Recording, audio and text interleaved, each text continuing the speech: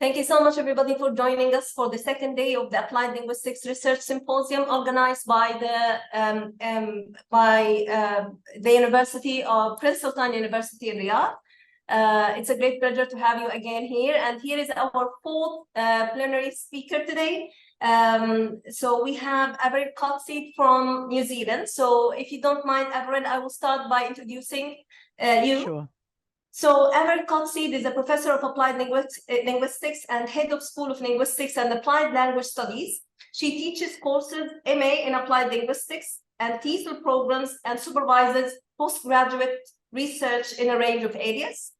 She developed the academic word list, of course, in 2000 and was a co-author for the academic spoken word list by Dan Coxey and Webb in 2017.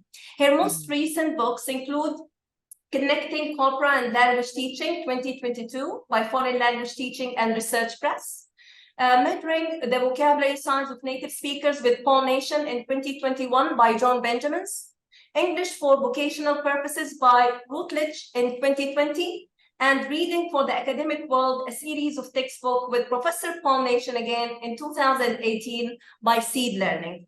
Avril's current research includes specialized and academic vocabulary in the trades at university and secondary school. One element of her research involves developing and evaluating word lists, and Avril is an associate editor of the journal English for Specific Purposes. Thank you so much, Avril, for joining us today. It's a great pleasure to have you here. Thank you very much. So kia ora tātou, it's 7:37 in the evening here in New Zealand in Aotearoa. So we're in the South Pacific, but we're a little bit closer to Antarctica than Tonga, which is the country which is in the photograph. So that means that we get a little bit cooler in the evenings.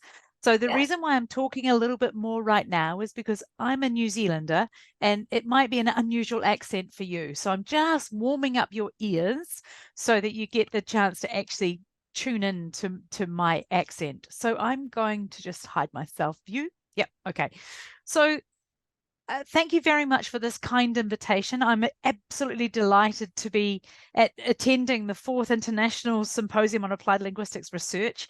And what I was thinking about when I looked at the theme was I was thinking innovations in applied linguistics, so emerging methods and technologies. And I was thinking, what I have been really challenged with in the last couple of years is looking at research going in different directions and what it teaches me about me as a researcher, but also what I've learned from doing research in the field. So there's a reason why Tonga is on the main screen here. So today's talk, I'm going to be looking at this idea of moving outside my comfort zone. So I'm talking about research, in particular 2 projects that have caused me to really change the way I do things, change the site of the research, and think really carefully about who the people are, who are the teachers, who are the learners, what are we trying to achieve. So I've got a photograph there of a mountain. This is where I was born and grew up. This mountain is called Mount Taranaki, and where I currently live, I'm about 2 hours south of that mountain. And where I live, if you go to the beach, you can see this mountain sticking up out of the sea. So this is very important to me as a New Zealander from that particular area.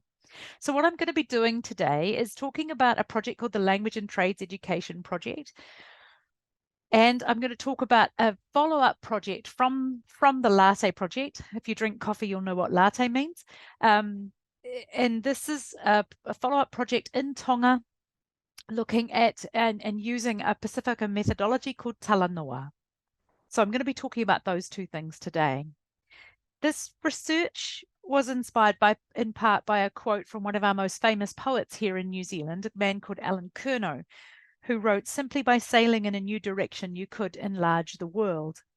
And one of the reasons why this quote is really important to me is because I once attended a secondary school English literature conference to talk about some research that I had done on the vocabulary of secondary school texts in the New Zealand context.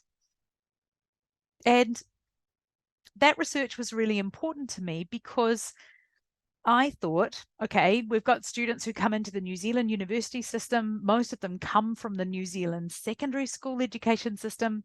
We'd had a big change in our education system. And I thought maybe a really good research project, because we need to know this. Our students today are yesterday's secondary school students.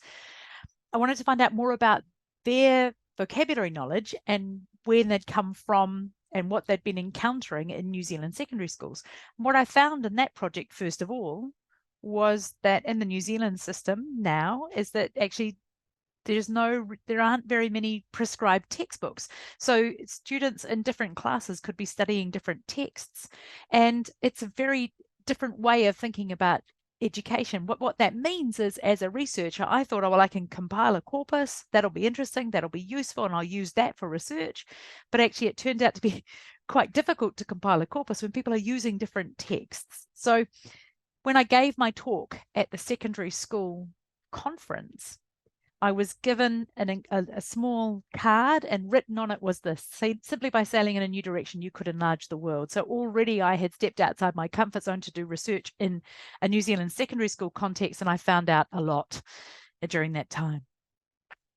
So another inspiration for my work is Professor Paul Nation. I've known Paul for many years now, and you can see that we hold each other in high levels of esteem.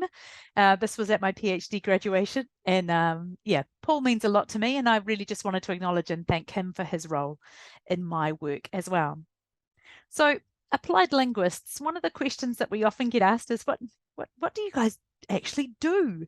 And one of the main definitions that I find helpful is that we work on real life problems caused by language. So for example, in my case, it's vocabulary studies, English for academic purposes, English for specific purposes, for example. But then I find that when most of the time people ask me, what do I do? I say I'm a teacher. And there's a reason for that.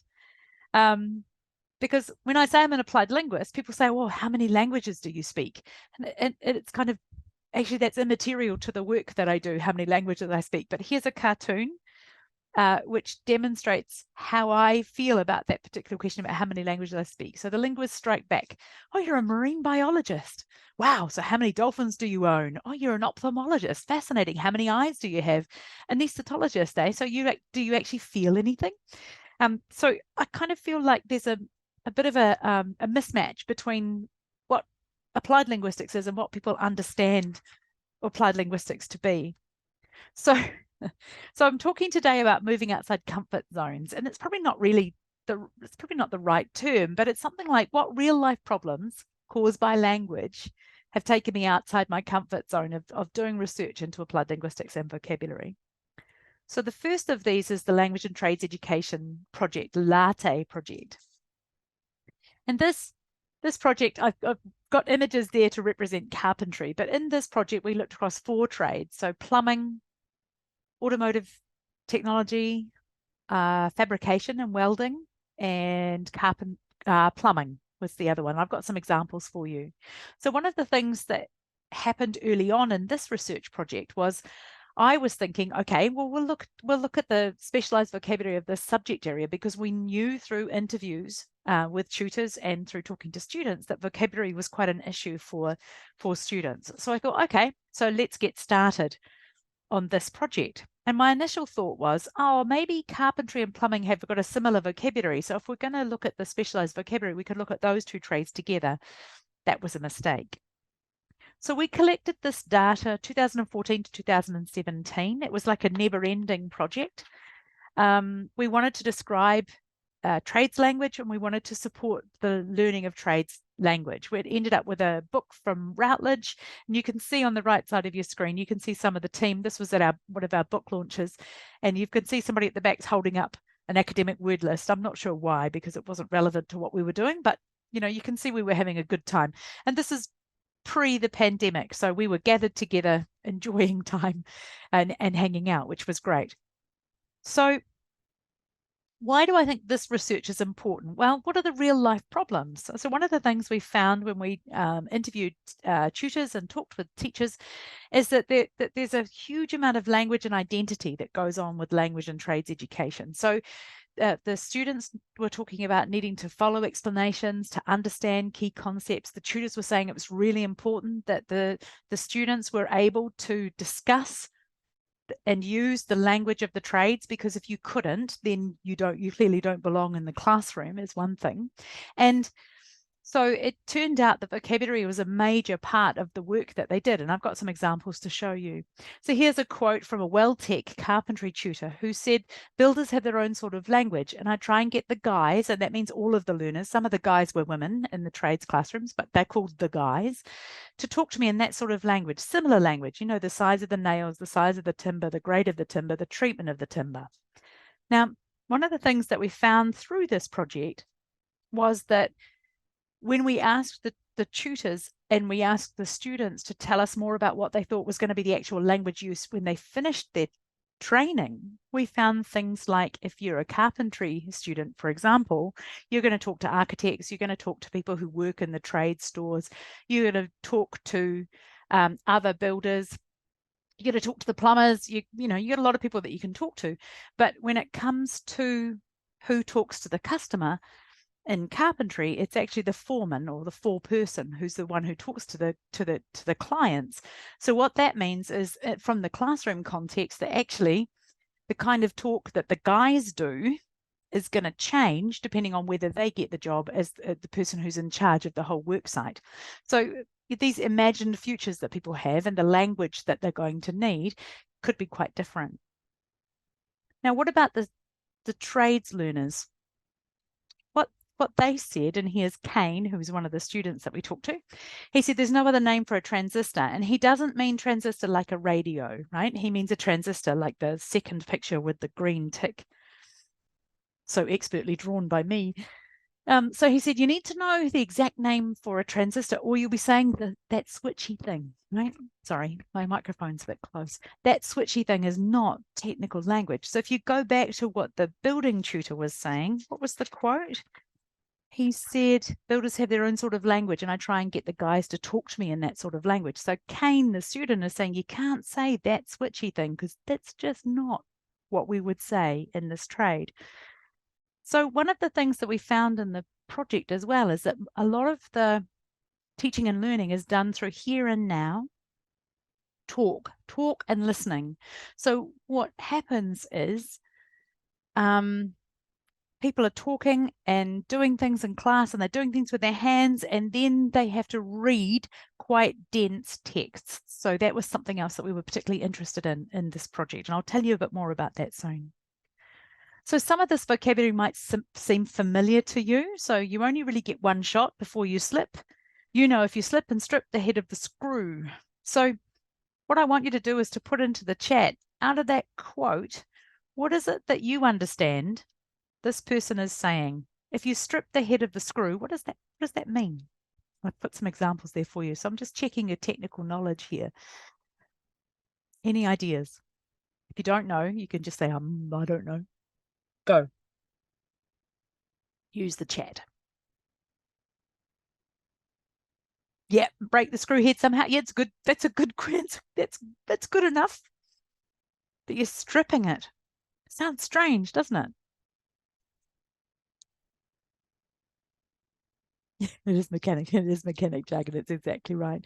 So one of the things that you'll notice in this example is that you've got words there that I'm sure that you all recognize, like slip.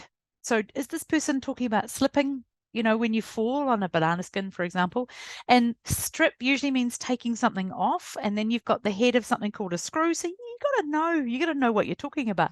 Somebody's saying, what about using a hammer properly? Yeah, okay. What is it that people would say? When you have a hammer, everything looks like a nail. Such a wonderful quote. So going from this project to say, well, what does this mean for me as an applied linguist? Some of the things that we struggled with in the project was questions from journals. So we would do the research, write a paper, lots of implications for language teaching, language learning. And we had these kinds of questions coming back from the academic journals. So people saying, what else is in the field already? And you're saying, well, nothing, because this is a new project. What's your theoretical framework? I don't know. how does language fit into the trades? And we're thinking, it's everything in the trades. We just didn't understand the questions. Is this vocational or trades-based education? And the answer to that is yes. Is it English for specific purposes? Yep. Is it English for academic purposes? Yeah. For the people who were involved in the project? Absolutely. So for us as applied linguists, and we were working with people who taught at the local polytechnic, who were involved with talking with learners every day, learning support people, for example, we talked with content teachers. But for us, finding the place as applied linguists was actually difficult for our research. And we just kept going and going and going and going, thinking, well, okay, we need to frame the research in a way that makes sense to other applied linguists. But the problem is other applied linguists are not the people who are wanting to teach trade students about vocabulary. You know what I mean? So it all caused a few challenges to the way that we view our research and what's important and who is the audience for this research. Because in the end, when you're an applied linguist, you want to talk to language learners and language teachers, right? Okay, so that's a couple of things so far about that project. Another thing, please forgive the image of the toilet. I hope that that's not culturally offensive, but I want you to notice what's happening with the door. Okay, so one of the challenges with the project was finding out what students read and write. So what do learners in the trades read? What we did is gathered together the text from the teachers that they used in the classroom. So that was industry texts. These are very different kinds of texts. Industry texts, tutors' notes, lots of diagrams. And James Mackay has looked at the vocabulary use in relation with diagrams, or how diagrams and images work, for example. And then we looked at what do learners in the trades write? And the answer to that was not much. So here's the words of one of the carpentry tutors from Welltech. He said, I joined the trades to use my hands, but not for writing, if you know what I mean. So there's directly from somebody who tutors as a content tutor. And he's saying, you know, people join the trades not because they want to read and write things, right? They want to solve problems. They want to learn how to use tools. You know, this is what they want to do. But interestingly, we did find an example of writing, and that was in builders' diaries. So this is diaries that the students have to keep, which gives a record of their work. So they take photographs and describe some of the work that they've done. So if they've done some framing, or if they've put up a wall, or they've lined a wall, then you'd see photographs that they've taken, and then they put a description down. And there are very big differences between the kinds of writing that went into the builders' diaries, depending on the expertise that the students had. So if you want to see more about that work, you could see Jean Parkinson's research, for example. So you've got one of the things that I did was look to see how people's vocabulary use changed over time. So over a year of writing these diaries, I found that the writers started to use more technical vocabulary as the year went on. And Jean did an analysis on the images that the students took, the pictures, and they started off with pictures of their friends, as you can imagine. So this is us on the building site, and we're building something, and it's all of me, and here are my mates. And it ended up being quite specific technical photographs as the students figured out over the course of a year what they needed to take a photograph of. Okay. So that's about the reading and the writing. But we also collected tutor talk. And this was quite an interesting endeavor. So what we did is we said to the tutors, we're not going to come to every class. We would like to, first of all, get your consent. So will you let us record you? And if you do, that's great. Here's a recorder. You keep it for 2 weeks or however long it was that we were recording them for. And we said, we'd like you to wear them in class, not giving to the students. We didn't record any of the student talk, but then we had to get them to remember to turn on their recorder and turn off the recorder, for example. We had to think about what was happening with the weather. So if it was beautiful, a sunny day, or just a good dry weather outside, then everybody went to the building site. So what carpentry students do and plumbing students is they build houses as part of their studies, right? So everybody loves being out and doing the building because that's what they're studying for. And then if it's raining, which can happen in New Zealand. If it was raining, then they had to stay inside and do theory classes, and nobody was very interested in the theory classes, including the tutors, because they all wanted to be out building houses and doing things. So the nature of the talk was quite different. If you recorded on the building sites, it was quite noisy, it was quite hard to hear. Inside the theory classes, it was a very different feel to it. So one of the things to think about in this research was, am I listening to a theory class, or am I listening to them talking on the building site? It's quite different in terms of the language use. Then you had the joys of transcribing, because remember, these people are expert tutors, but also learning students who are learning. So it was quite hard sometimes to figure out that sometimes the language use changed from normal everyday classroom stuff. So, you know, you probably even don't need to be here, and then use of slang like cool, and then switch straight into technical vocabulary use. So it was quite hard to keep up, and quite noisy, and quite difficult sometimes to actually get that transcription right. And then you've got the use of things like guys. So if you're interested in the use of guys in this context, Jean Parkinson's written a beautiful article about it a couple of years ago. You can find it on her website. Okay. One of the things that we found in this project is that background knowledge is enormously important for technical vocabulary. And sometimes these words only exist as part of a multi-word unit. So here's one of the plumbing tutors saying there are some things that are transferable across trades. So this was me going, oh, maybe I can make a plumbing carpentry study. He said, well, you know, a spanner is a spanner. It doesn't matter who's using it, but there are a lot of things that are trade specific. So you get a spark plug and an ignition probe, and they both do the same thing. They create a spark, and they're made of similar materials, but they're completely different objects and used in completely different applications. So one of the reasons why this was important is because we've been trying to do some work on developing a test of high frequency technical vocabulary. You can hear my accent, right? A test of high frequency technical vocabulary. But if you use the wrong photograph, you'll get the wrong object, and so you're testing the wrong kind of knowledge. So here's an example of some technical vocabulary. I just wanted to give you a flavor of the work that we were doing. So we developed a plumbing word list from spoken and written texts. It's big, it's too big. I'll show you some examples of some of the items, but you can see the hyphenated items there are things like anti-scour, hot dip. You know, so if you're going to teach this stuff, if you're an English for specific purposes teacher, you need to really know what you're doing with this vocabulary and to know about the subject area too, right? Some of these words, these proper nouns, you might recognize. Some you might think, oh, I thought I know that. I don't know. And then the other thing is that we found items in the spoken corpus, which was the tutor talk.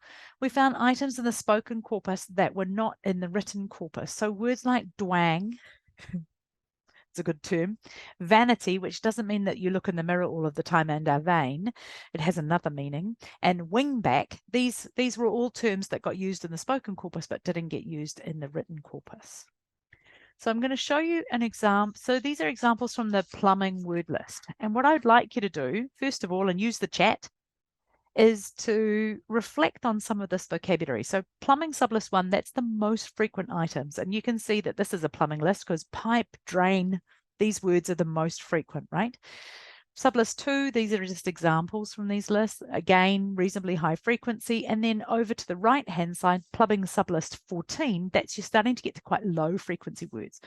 So your job now is to, on the chat, what do you notice about the high frequency words?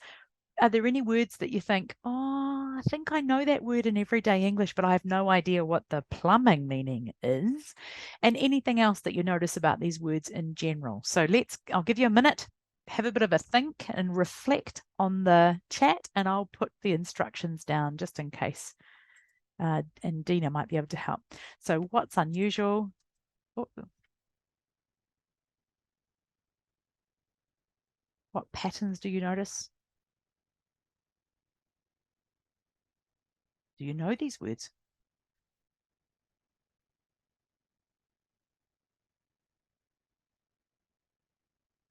In your L1 and L2, be another question. Yeah, multi-word units start coming up. One thing one of my colleagues was saying is that there seemed to be quite a lot of word parts like over, under, you know, over, under, sub, those kinds of items. What else do you notice, guys?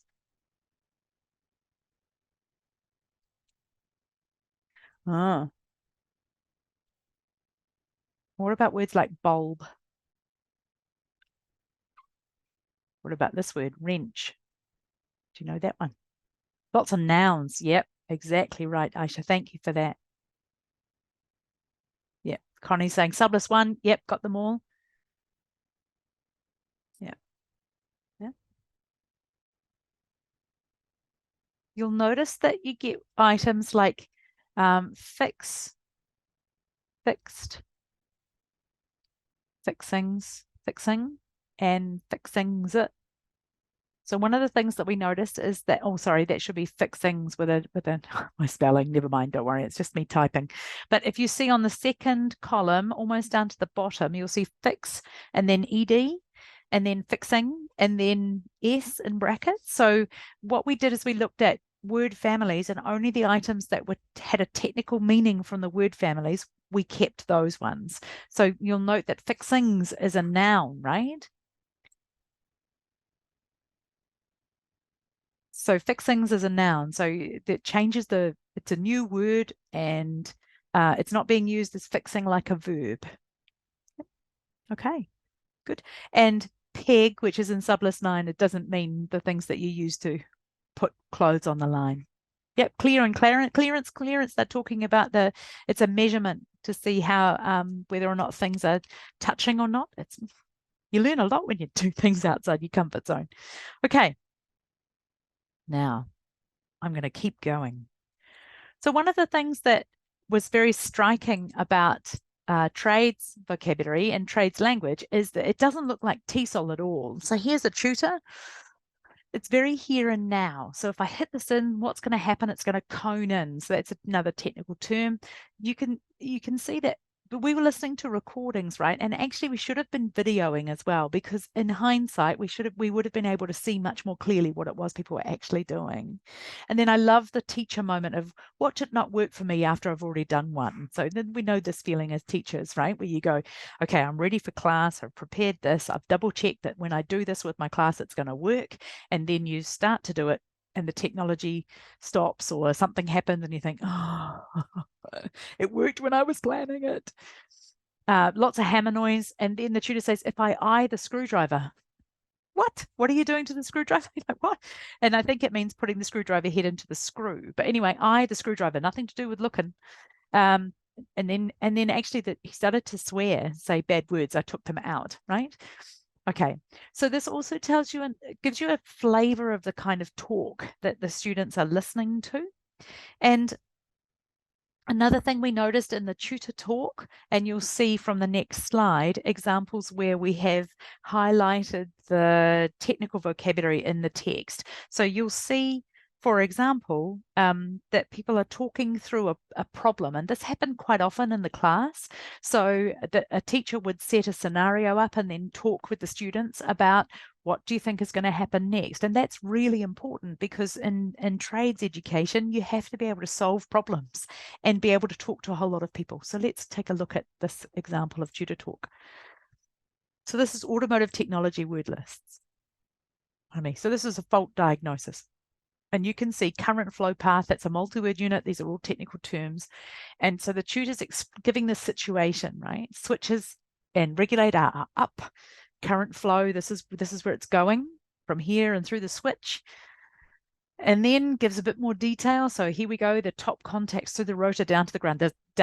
So this is quite technical. I've got a picture of a pie for a very important reason. So here the tutor starts to say, now we've got a problem, right? So one of the things that the carpentry students said in particular was that so much is happening in the class, you have to have a really good memory because not much is written down. And you're talking through these kinds of tasks all of the time. So think about our own language teaching, for example. How often do we get students to really look and hear and follow and keep all of this information in their heads, talking through real life problems? So here's the question. If we stood here with our key on, engine off, and then went to the shop and got a pie and came back and ate my pie. So in other words, time has gone past. What's most likely to occur? One of the students says, you're going to burn something out. Tutor going, what? Not sure. And the tutor says, yeah, the rotor, cool. So in other words, you've understood what's going to happen in this particular situation. So you can see from the vocabulary that's getting highlighted there about how you've got multi-word units there, current flow path, for example, warning light, top contacts.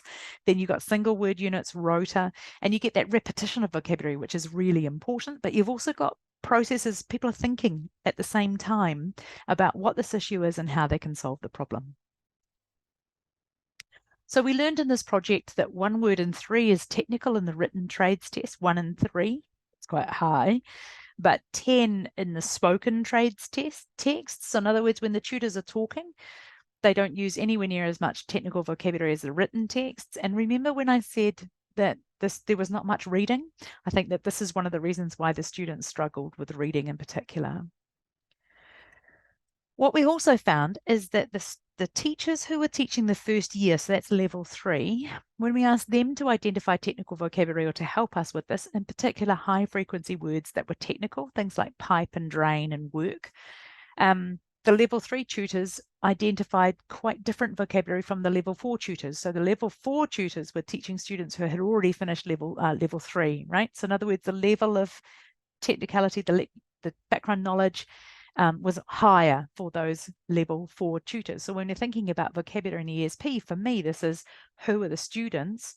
What do they already know? Because it's going to be different depending on who these people are. We know this already in our hearts, but it's so clear in this particular project. What we've found as well is that every time I give one of these kinds of talks where I talk about technical vocabulary and trades, there will be somebody in the classroom who comes in the room who comes and says, oh, I teach trades education. It's really hard in my ESL class. What can you give me to help me with that particular problem? So in other words, there's a real life problem out here. It's not just in my head. So we're now working on, as I said, testing vocabulary knowledge of high frequency vocabulary, line and carpentry. And that's going to be a problem, right? Because line, you think, well, line is a line, but actually line and carpentry is something else. Drive is a whole different word, depending on what you're doing in automotive technology. So this latte project caused me to step back and think, what does teaching and learning look like in trades education? Who are the students? What level are they at? What's the vocabulary that they need? What are they getting in terms of input? What do they have to do for output? What kind of knowledge of vocabulary is important for them? And I think that personally, for me, this project kind of turned my research world upside down. What are the practical problems that we have to solve as researchers? How do we give back our findings to this community rather than academic journals that people aren't going to read? Now, the second project is related to the first, and it won't take me so long to talk about this. Then this is why Tonga comes into the story. So Tonga is an island nation in the Pacific. We're lucky to have many skilled tradespeople from Tonga here in New Zealand working. So what happened with this project was we had the technical word lists in English, and we wanted to translate them into Tongan bilingual word lists because we knew that there were learners in the project that we had done. We knew that there were lots of Tongan tradespeople who were very skilled in their trades. They'd learned in Tonga, but their language skills in English were not as great as their trades-based skills. So we wanted to try and give them some practical resources to help with making sure that they could be learning in their first language and developing their English skills. So what happened here, which I think is really important, is we used a research methodology called talanoa. So talanoa draws on an indigenous Polynesian worldview. So Polynesia coming from this area of the world, Polynesian culture. It's conversation and context based, which is really, really important. And the main point that right at the heart of talanoa is a mutual relationship of trust and connection, face-to-face communication between researchers and participants. And I think there's an element of reciprocal learning that goes into this as well. And in the New Zealand context, we use a term from Te Reo Māori, the indigenous language of New Zealand,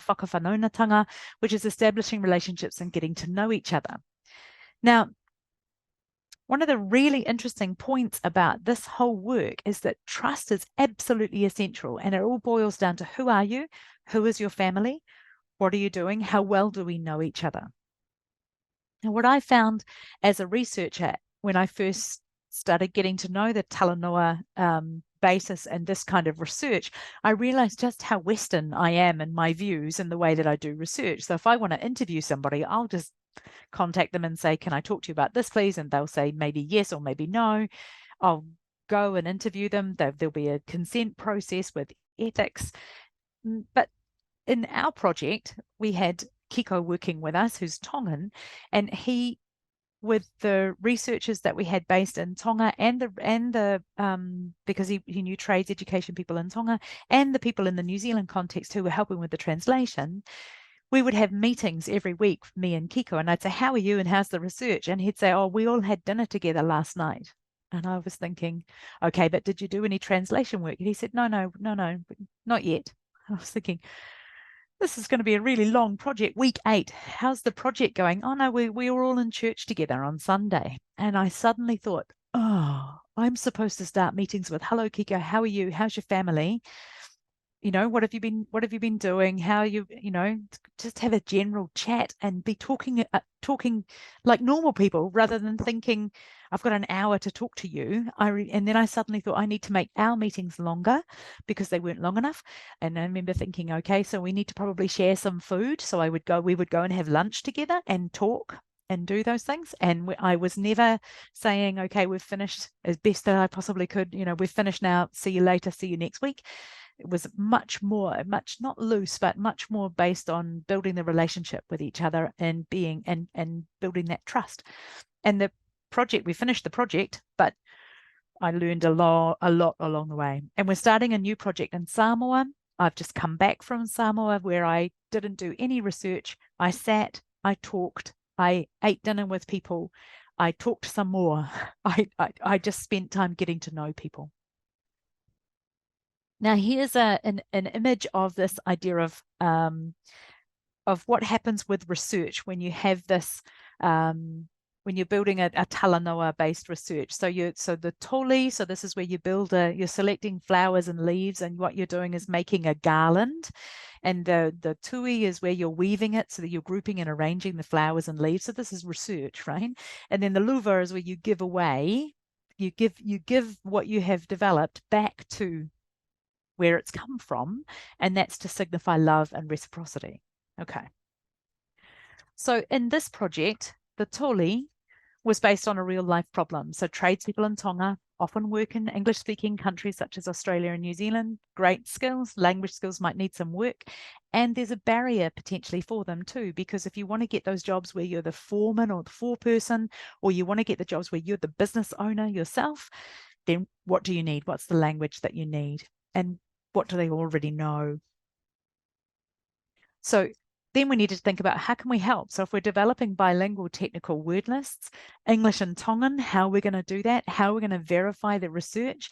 And in Talanoa, the truth or the strength or the validity of the research comes from the strength of the relationship between the researchers and the participants. So if your communication and your relationship is not strong, then the research is not going to be trusted. Does that make sense? So it's not if it's been verified in 300 ways or run through another corpus, or it's actually down to the strength of the relationship. So you can see when I'm talking about this really changed a lot of my worldview, and I don't get this right still, so I still have to think about what's the methodology, how does this work, and asking and being guided by a lot of other people. Okay. Last couple of things. So the tui is weaving it together. And we found, for example, that there were words in the trades that have been Tonganized, and you can recognize these words. So you don't need to be able to speak Tongan to know that sua, if you're talking about plumbing, is sua. Flywheel, if you just look at the word, falaihuila. Okay, great. You get a one-on-one technical translation. So some words are directly the same, English and Tongan, they keep the same technical meaning, but sometimes there are words in Tongan that have multiple words in English. So mamafa means heavy or hard, or Whakai is check, diagnose, or test, and that creates different problems for language learners, right? Or language users. So is this heavy or is this hard? Am I checking? Am I diagnosing? Am I testing? If these are different terms in English. Much better if you're going the other way, going from English to Tongan, right? And then some technical words needed a full translation. So for example, filament, you had the explanation there on the bottom line, and then the actual translation is wire inside bulb. Does that make sense? Effluent is the expression in Tongan, and then dirty water drain out. So what did this mean in terms of luva, giving away the kakala? So this is Kiko, who worked with us on this particular project. He was very clear that we needed nothing online. He said people in the islands can't get online resources. That's ridiculous. We have to publish booklets. So we said, yep, okay, we'll do that, because that's important, because then you can give it away. So churches were really important in this research, because this is where people gather. This is where you talk about these ideas. This is where you share the resources. We wanted paper-based outputs through connections and networks. So we're not publishing in journals. We're giving things away to people. We're talking about the work that we've done. We're giving it back. And this all takes a lot of time, and it takes a lot of collaboration, and it takes a family as well. And Kiko was vital for that, teaching us a lot about that. We also had a lot of feedback. Why did you do that? Why didn't you do that? That's good for research, right? We also had a lot of people saying, oh, you missed this word and you didn't get that word. And that's great, because that means that these are living documents that people are actually working with. And giving talks like this with you, this is luva. This is giving away the kakala. So thank you very much to Kiko, who was our summer scholar. That's how he likes to call himself. And I'd like to just acknowledge that it took me a long time to figure this all out. He was very patient with me. Okay. So what about some implications, perhaps more generally? So we can talk about written trades texts as heavy as university reading materials. That's important, right? So you get tradespeople who have to read texts which are as difficult as university level texts. That speaking and listening and identity are key to trades education, probably for all education actually. That we found in the Tongan project, the high frequency vocabulary can be shared between trades. That's fantastic news for learners and teachers. That trades tutor talk is highly interactive. There's a major focus on explaining processes and problems and working things out together, which I also think is a fantastic thing we could think about from the ESOL perspective. And that this kind of interdisciplinary research reaches outside our regular paths of doing research into university or schools or communities. So we can be reaching out and taking our research further. What else outside my comfort zone? So Talanoa being highly relational. I come from a very big family.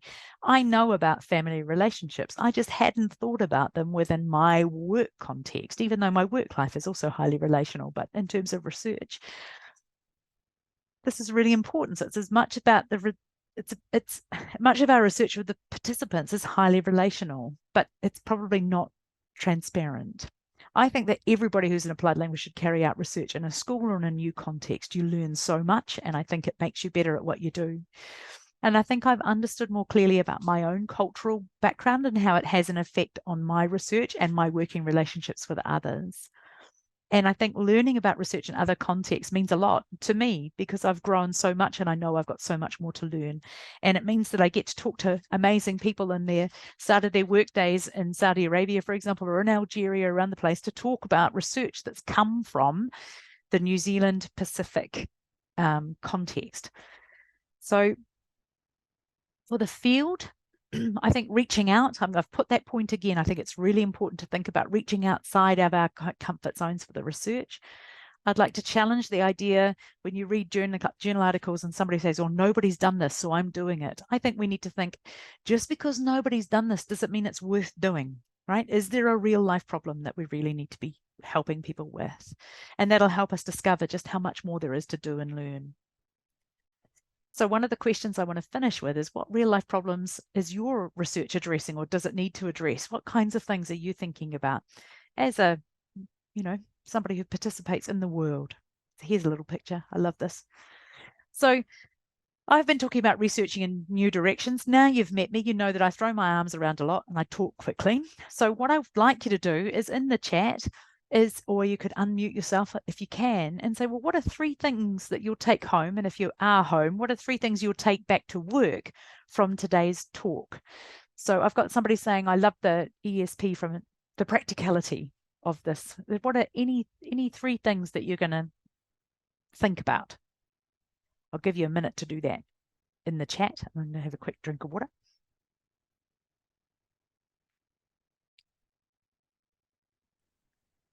Yeah, the value of applied linguistics. Yeah, thank you.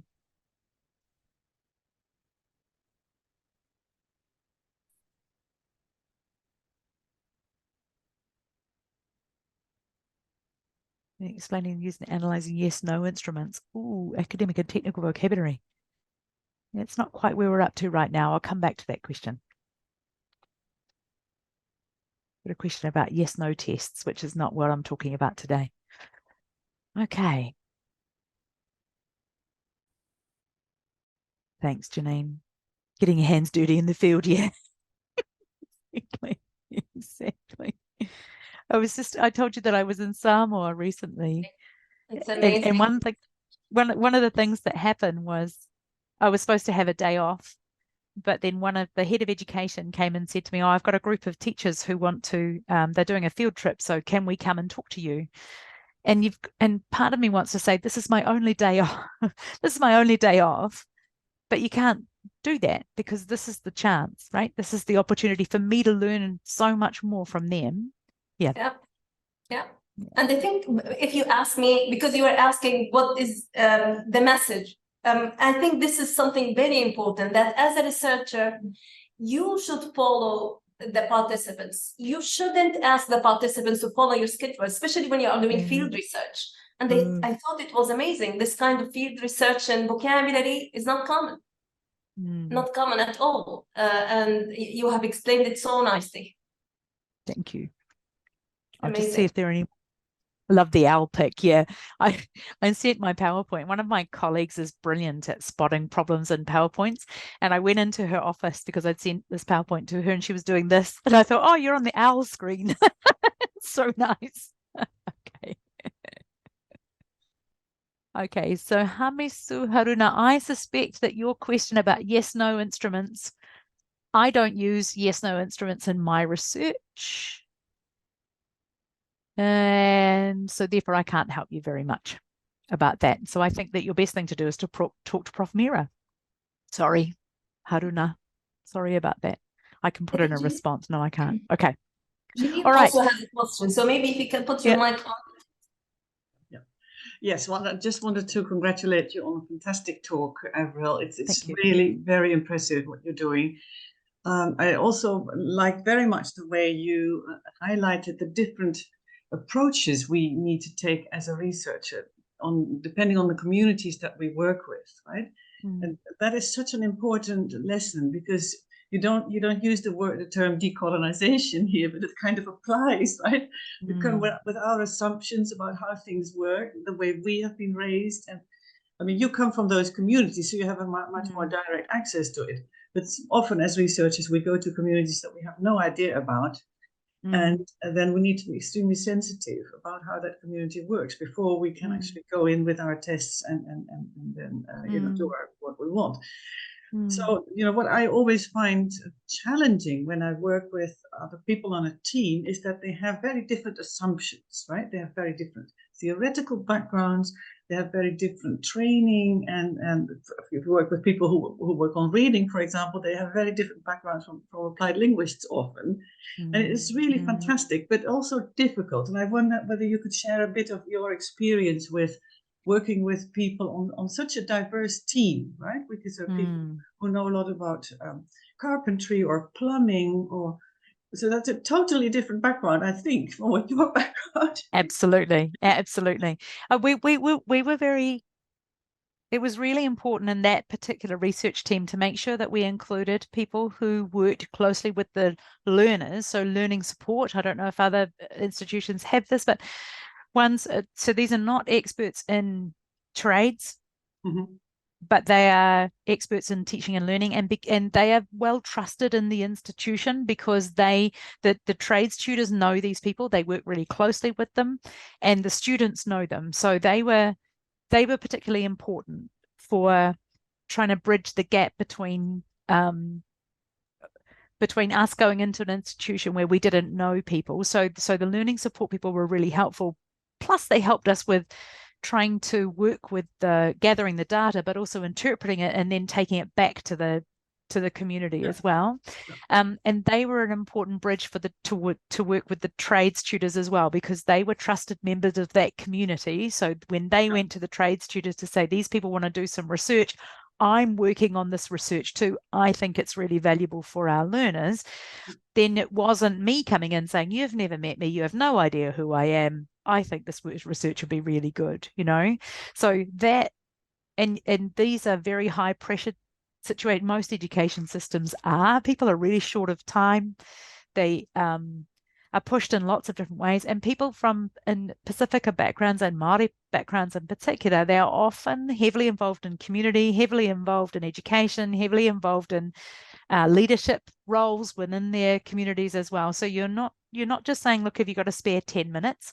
So underselling, I think that's, you know, saying, well, this project, and this is how long it's going to take, and this is a long-term relationship. This isn't just once, that's it, you know what I mean? And then giving back. And I think that I need to learn much more about the giving back side of things and how that would work as well.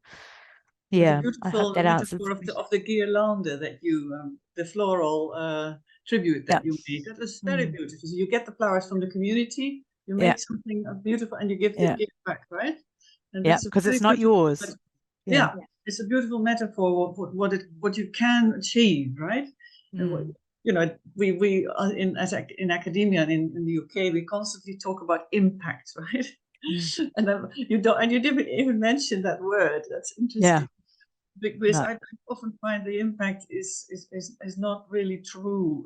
It is not honest in the UK. That's what I often think, right? Because what we're interested in is brownie points for our evaluation of our research. So we need some things you can't count, right? No, you can't count.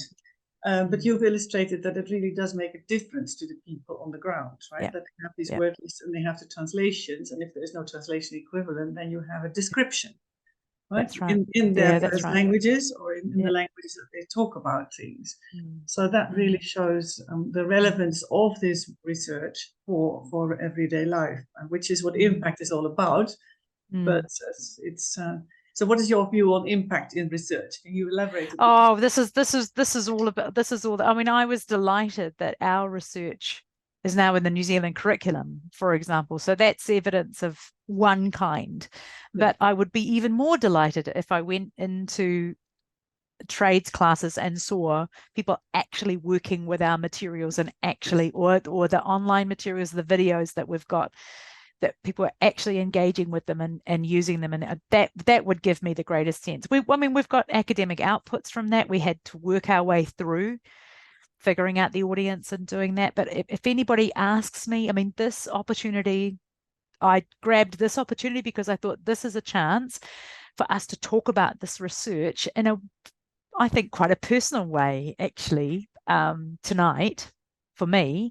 But it means that I can tell you about this research and can also talk about a different methodology, and you've learned a bit about where we are and the context and where we've come from. And, you know, that might help. Connie said running around after people with a video recorder. Yeah, I mean, this sort of stuff it's really at the heart of what language gets used, how does it get used, what do people need to know, what do they need to use, how does that work? I've just figured out we've got 1 minute left.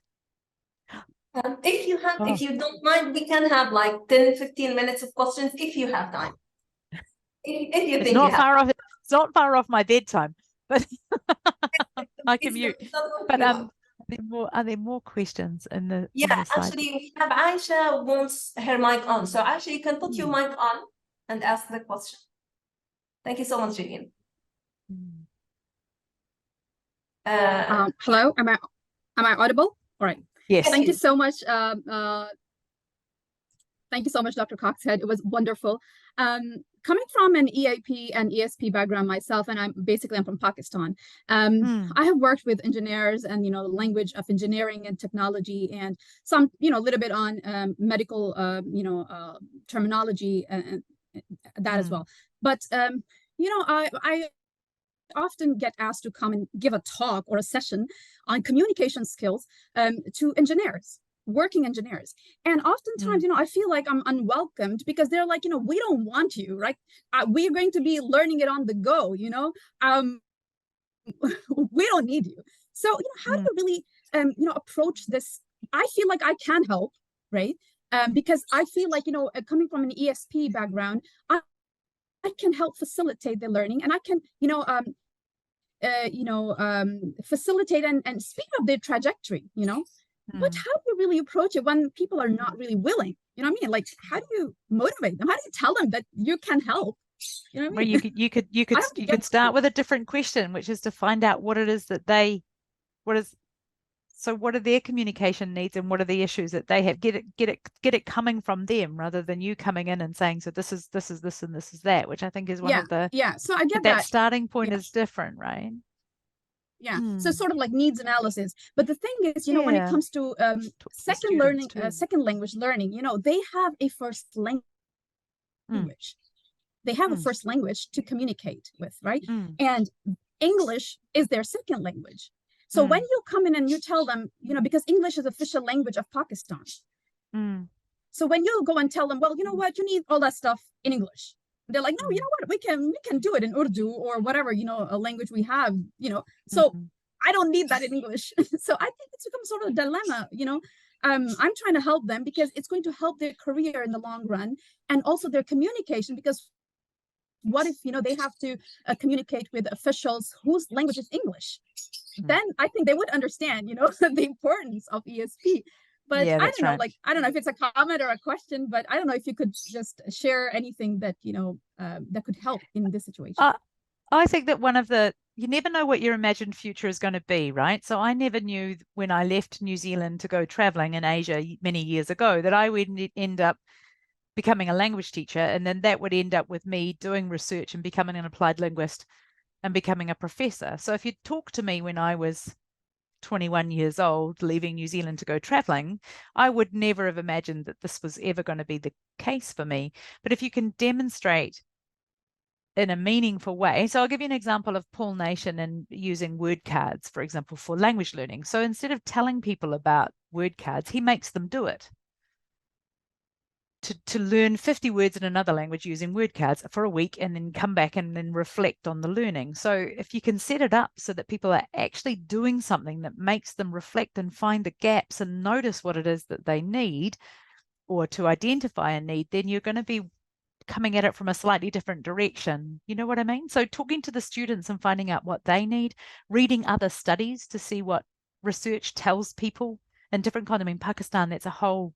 You've got a whole context there to draw on, don't you? And whole ways of learning and ways of being and use of language that tells you that actually there are some gaps here. So in that project that I was telling you about with the language and education, trades education project, one of the most telling pieces of research was, who do you talk to when you're working? And when we talked to the students and said, well, who do you imagine you're going to talk to when you finish your studies as a carpenter or a plumber?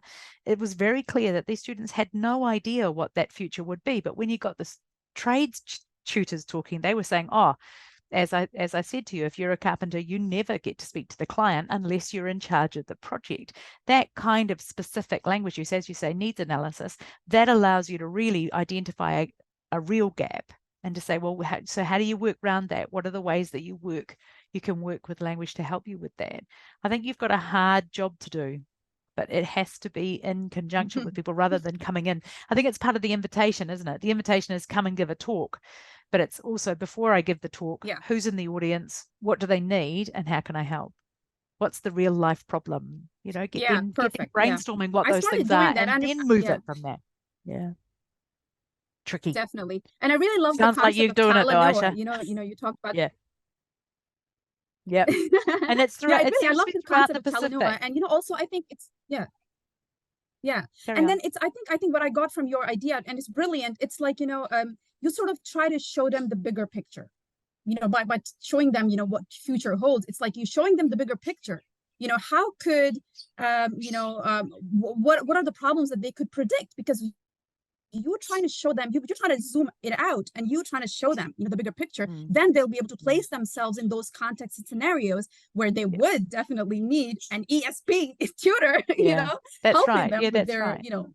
Yeah. But don't forget, Perfect. these guys Thank are you. also highly skilled. So if we were able to use the transcripts, for example, to say, well, so this is the way that you could be talking with somebody who's working with you on the job, but what would happen if you were then speaking to somebody else about this, if it was a client or if you were going to talk to an architect? So we didn't do that further on work, but that definitely needs to be done. So what happens with language in the workplace side of things when it comes to this kind of communication? Brilliant.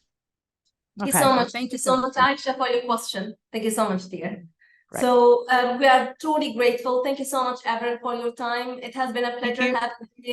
And good luck with the conference, with the vocabulary conference. I'm sure it will be a great success. It'll be fun. It'll be fun. Thank you so much, everybody, for all of your time. And thank you for that wonderful hosting to Dr. Dina and also to Dr. Suhad. Thank you very much. Lovely to see you all. Take care. Good night from me. I'm going to go to bed, but enjoy the rest of the conference. Bye-bye, everybody. Thank you. Thanks for this invitation. Thank you. Lovely to see you. Bye-bye. Bye-bye. Thanks. Bye. Thank you so much. All right. Hello, everyone. Thank you very much for joining our plenary session today. I'm truly honored to introduce Professor Lourdes Ortega. Thank you very much for accepting our invitation, a true honor. Professor Lourdes Ortega is Professor of Linguistics at Georgetown University.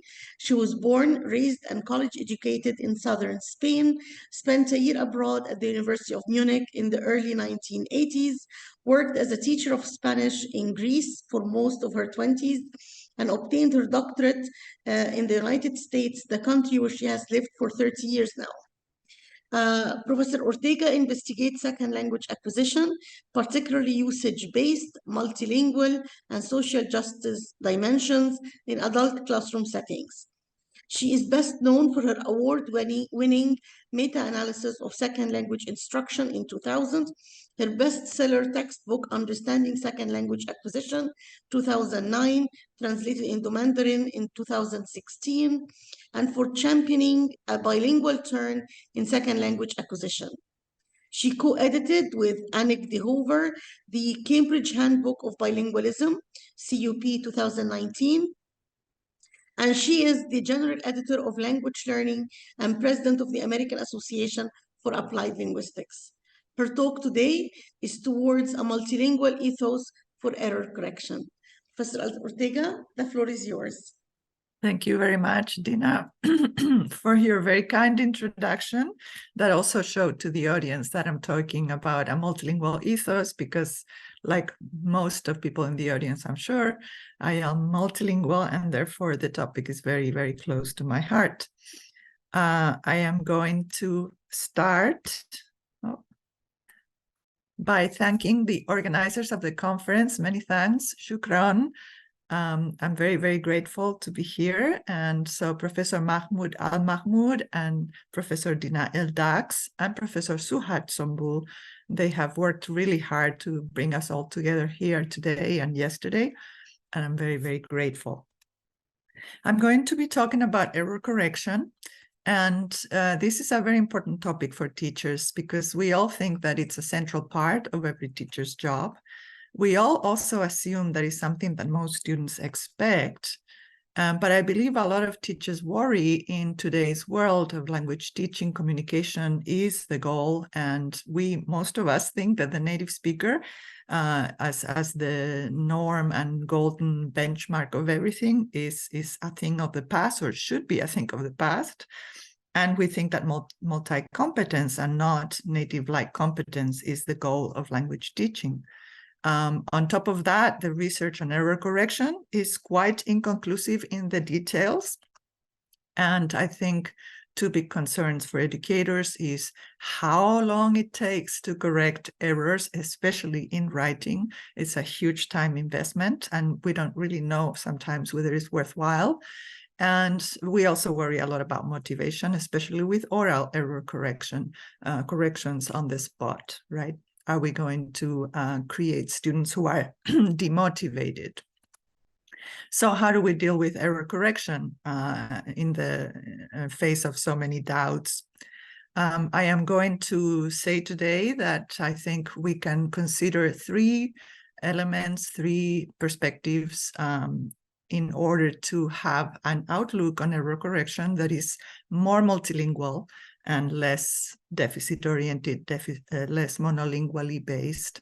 And the ABCs, as I call them, of this multilingual ethos for error correction are going to be affect, identity, and agency. But first, let me talk about something very important, which is linguistic insecurity. Linguistic insecurity, which is instilled in bilinguals and inflicted on bilinguals. And let me ask to think for yourselves, do you consider yourselves to be multilingual or bilingual? I cannot see anyone in the audience, but you may raise your hand or mentally raise your hand if you think you are. I certainly consider myself one, and here's my definition. These are very difficult labels, very often, who's monolingual, who's bilingual, who's multilingual. And so my definition is that is not necessarily from birth. So bilinguals, multilinguals are not those who own languages from birth. Also, it is not necessary to be native-like or to pass for a native speaker in all the languages that we know in some degree and fashion. It's not even about being perfectly equally proficient in the languages that we know. For me, being bilingual or multilingual is simply being functionally able to use more than one language for one's own purposes in life. And the purposes can be very different for very different people. But have you ever noticed how pervasive linguistic insecurity is in bilinguals and multilinguals? A quote by Grosjean, a very well-known researcher of bilingualism, that I use a lot to raise awareness of this problem of linguistic insecurity is this one. He says, many bilinguals have a tendency to evaluate their language competencies as inadequate. Some criticize their mastery of language skills. Others strive the hardest to reach monolingual norms. Others still hide their knowledge of their weaker language, and most simply do not perceive themselves as being bilingual, even though they use 2 or more languages regularly. So how many of you identify with any of these behaviors? That would be a diagnostic for linguistic insecurity. Where does linguistic insecurity come from? It comes from this idea that we are all learning languages to reach this monolingual-like native speaker perfection, which of course is impossible. And linguistic insecurity can be paralyzing. For example, this comes from a study that I did many years ago in Hawaii with learners of Spanish as a foreign language. And this student in an interview with me says, I don't know, especially when I speak in another language, I'm always conscious of making sentences correct, even if I don't say anything worth listening to. That's not something that I thought was a sign of a happy bilingual. And the sense of powerlessness can be very, very deeply internalized by speakers, by bilinguals. So in this study from 1976, Eva, who was born in China, moved to Australia at the age of 16, and then had been in the US since she was 19 years old, said to the researcher, I have never started anything from A, B, C, D. Everything is always skip, skip, skip, since I've been going so many places. I wasn't taught the way a person is supposed to be taught. I wasn't taught in the right way. So that is why some of the grammars were never drilled into me. So this person has a sense of being defeated, and it's too late for her to ever become good in her language. Much of linguistic insecurity goes through the workings of native speakerism and through the pitfalls of standard and proper language ideologies, or both. In another example, this is with Arabic, a study in the United States with 30 Arabic heritage speakers enrolled in university Arabic classes in Wisconsin. The researcher describes them saying that they grew up with 30 to 45 minutes of daily Arabic in elementary school. Many had intermittently spent summers or even years in their homelands with the sole purpose to support schooling and education in Arabic. Some had some current exposure to Arabic satellite TV and newspapers and magazines. And yet the researcher says they had no or just marginal Arabic language skills. How can that be when so much was happening to them and with them and by them in Arabic in their lives? It's very easy to miss competencies that exist when we are thinking of a native, monolingual, educated, ideal way of using language. Yet there are ideologies of language that are positive and empowering. And these are ideologies that we can think of as multilingual ideologies. In a study by Nicolas Subtirelu that I really like very much, he interviewed students on campuses here in the United States, and he found that some students had a very difficult time communicating in English with other speakers of English on campus, and they blame it 100% on their non-nativeness. They kept saying that their English is not so good, they need to learn better English. But they also said that they avoided further interactions in English on campus. Other students, same kinds of students, same international students, same campuses, reported the same difficulties in communication, the very same unpleasant and upsetting kinds of interactions, but they blamed it 50-50 on not just themselves and their English, but also on the not so helpful interlocutors. And they would say things like, yeah, it's difficult for me to understand lectures, but that lecturer was not very good at it. They don't know how to explain things well, right? Or they would say, yeah, sometimes I try to speak to someone and they just turn their back and go away. Yeah, maybe my English is not so easy to listen to, but they just have no interest in being my friend. These kinds of students did not try to avoid English, further interactions in English. They were resilient in the face of the same difficulties. And so Subtirelu says they were exercising lingua franca ideologies. They were inspired by a lingua franca ideology that says it's 50-50 always in communication. And think about it, who is going to be better off, those with blaming it all on their not so good English, or those who are able to see the relative burden of success being shared by interlocutors? The ones who avoided English obviously will learn much less English over time. We do not want bilinguals or multilinguals who experience linguistic insecurity. We don't want people who feel that they're always constantly being positioned by others as a novice, a foreigner, an outside member, or a not capable speaker. We don't want them to hear constantly the message that their language is not good enough or is not good enough yet. So how do we do error correction if we are concerned about the linguistic insecurity that we may be instilling in students? I think it's a matter of ethos, because it's very difficult to pinpoint the finger and say how to do it, but it's a matter of a teacher's ethos and attitude. We often have the choice to judge when we see errors, so-called errors. We have the choice to judge something as linguistic incompetence or as multilingual flexibility. And so let me go into the ABCs of this multilingual ethos that I envision. The first one is affect.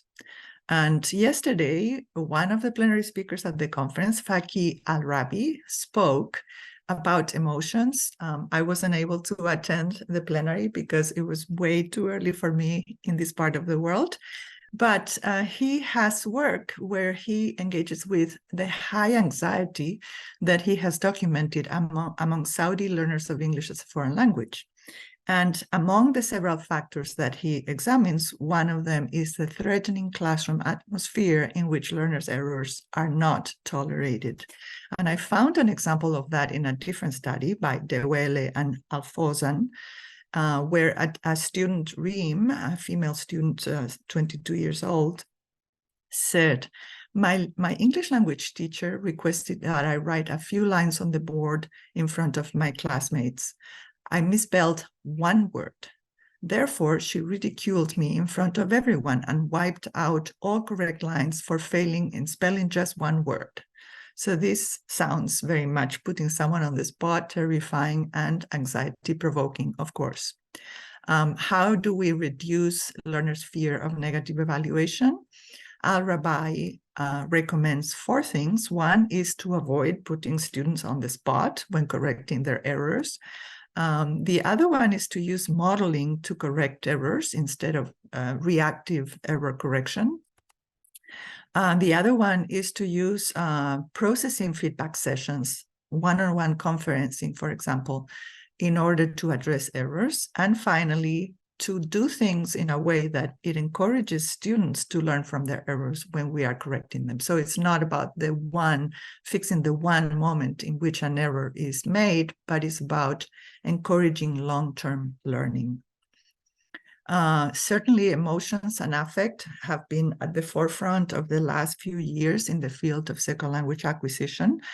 And Matt Pryor has a very interesting paper that many of you would enjoy reading, I believe.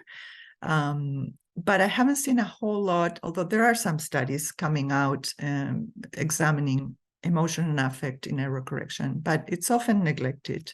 And let me show you here examples of how important it is. This comes from a graduate student doing a free writing in one of my classes many years ago, and it's cited with permission.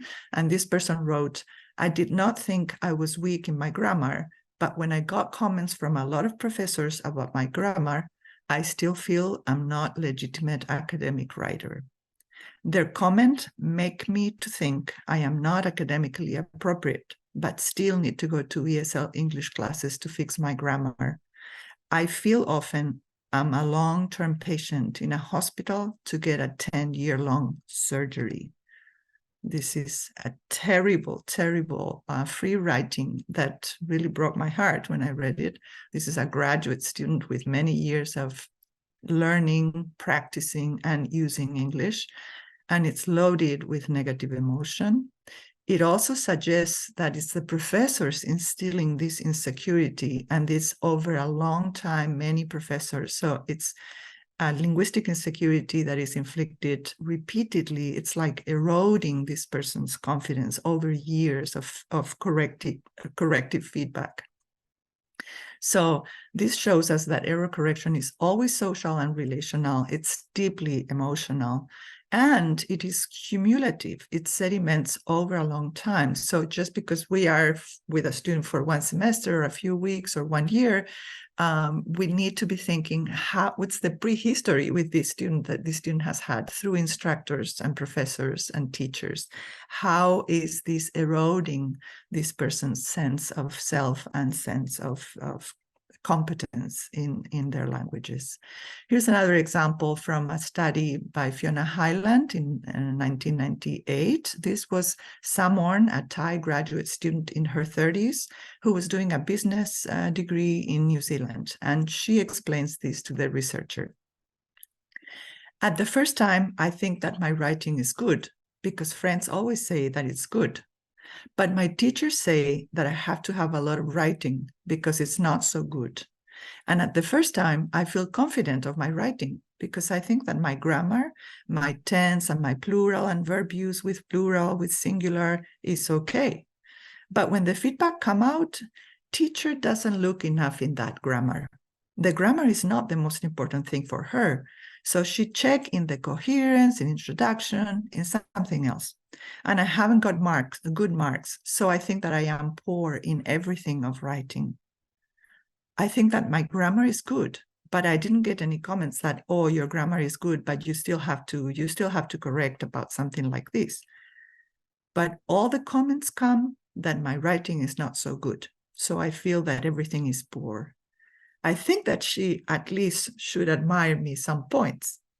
From that time, I discouraged a lot, and I don't like writing. So here we have someone who comes with a sense of pride in her own grammar, something that she has acquired over many years of hard study, I'm sure, and friends agree that she has better grammar than her peers. So she's bringing this pride of grammar to the new classroom environment. And what's happening is that the teacher is focusing on something else, not ever on grammar. The teacher is a writing teacher and is focusing on coherence and introduction and structure and discourse, etc. So there is a very clear disalignment between what the student is looking for and what the teacher is looking for in the quality of the writing and the feedback. Again, error correction is always social and relational, and correcting means engaging in turning points that destabilize students and their sense of self and their sense of competence, linguistic competence. And oftentimes there is a lack of intersubjectivity between the teacher and the student, and there is a disalignment in how the feedback is being given and how the feedback is being received. So good teachers should put affect first, I think. And I would recommend, when you correct, don't think you are correcting errors. Remember, you are correcting students, and then act accordingly and offer correction in a way that puts the student and not the error or the language first. It's also not just about affect in the moment, the fear of embarrassment, the anxiety in the moment, but it's also about the emotional well-being of students as whole persons that we must calculate into our correction choices. Let me move on to identity, the second principle of the multilingual ethos to error correction. Here, I'm going to show you something that one of my students wrote many years ago. She was an ESL teacher and she was keeping a journal. And so she wrote in the journal, "Once I had a student who kept saying, 'I came from Korea.' I tried to correct her grammar by saying, if you're originally from Korea, you should use present tense when you refer to it. So where are you from? I came from Korea." That's not so expected, right? You would say, I come from Korea, I am from Korea. My student said, since I don't want to go back to Korea and identify myself with American, I'd rather say I came from Korea and wish to be an American one day, right?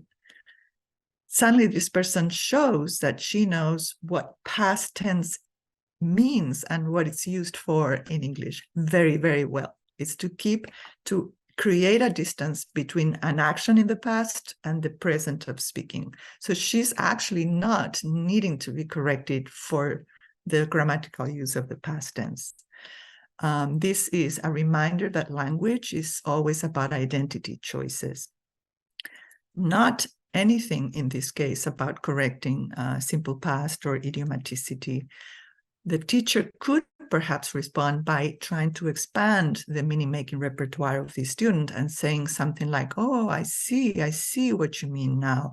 If you want to mean this and to be read by others in this way, then you can use originally, just that little word. I am originally from Korea. I come originally from Korea would be understood by the interlocutors with the intended meaning that she had. So when we talk about corrections, we're always talking about choices, repertoires of language.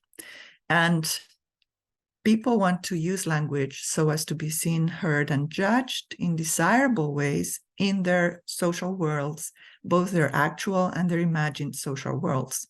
Desirable ways are what they think are desirable in the moment and depending on the context and the interlocutor. But this is what it means to be competent in a language, when we are able to use language in a way that we're seen, heard, and judged by others in the way we want others to judge us. What goes into how we're seen, heard, judged by others, though? That's a very complex issue.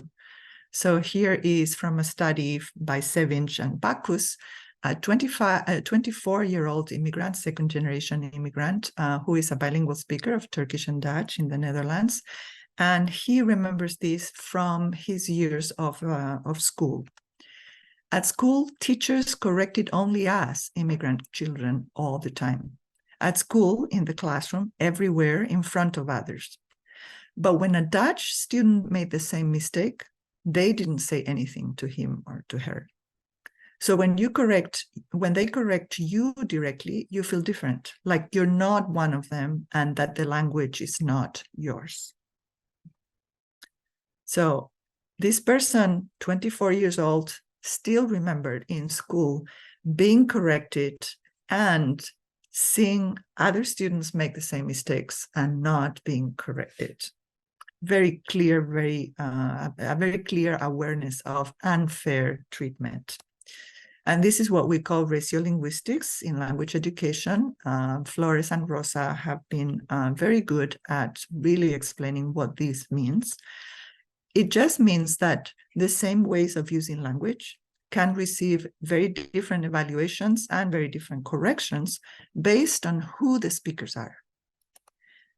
And the linguistic practices and the errors of speakers with more privilege are more positively evaluated, and those of speakers with less privilege are more negatively evaluated. And this is regardless of the objective competence, appropriateness, correctness of the language that we hear. So what we hear is also part of what we see behind the language, who's speaking that language.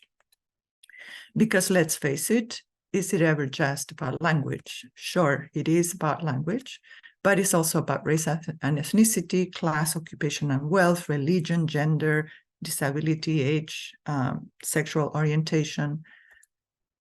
It's about othering over the ownership of good language, as this 24-year-old Turkish-Dutch bilingual remembered it. Remember, he said, when they correct you, when the teachers correct you directly, you feel different, like you're not one of them and that the language is not yours. So I hope that some teachers at least will be willing to exercise criticality and to reflect on the actual content and the actual nature of the errors they hear, because it's in the eyes of the beholder or in the ears of the beholder to judge those errors. And sometimes we are judging the people making those errors more than the errors. And so we should be thinking twice and engage with language ideologies, with ideologies of appropriateness and ratiolinguistics before we correct. So good teachers, I think, should know what is more than that it is always more than just about language. And so they should correct errors, knowing that they're not just language errors, they're language choices that support or hinder feeling oneself and being seen, heard, judged by others for who we are or for who we want to be in the eyes of others. Let me go to the third, to the third principle of the ABC or consideration, and that's agency. Agency, a very simple definition of it, is our ability to change our place in the world despite known structural constraints. And the structural constraints are the ones that I was referring to before: race and ethnicity, gender, age, ability and disability, etc. So here you have a very well-known researcher of second language acquisition, Ali Al-Houri from Saudi Arabia.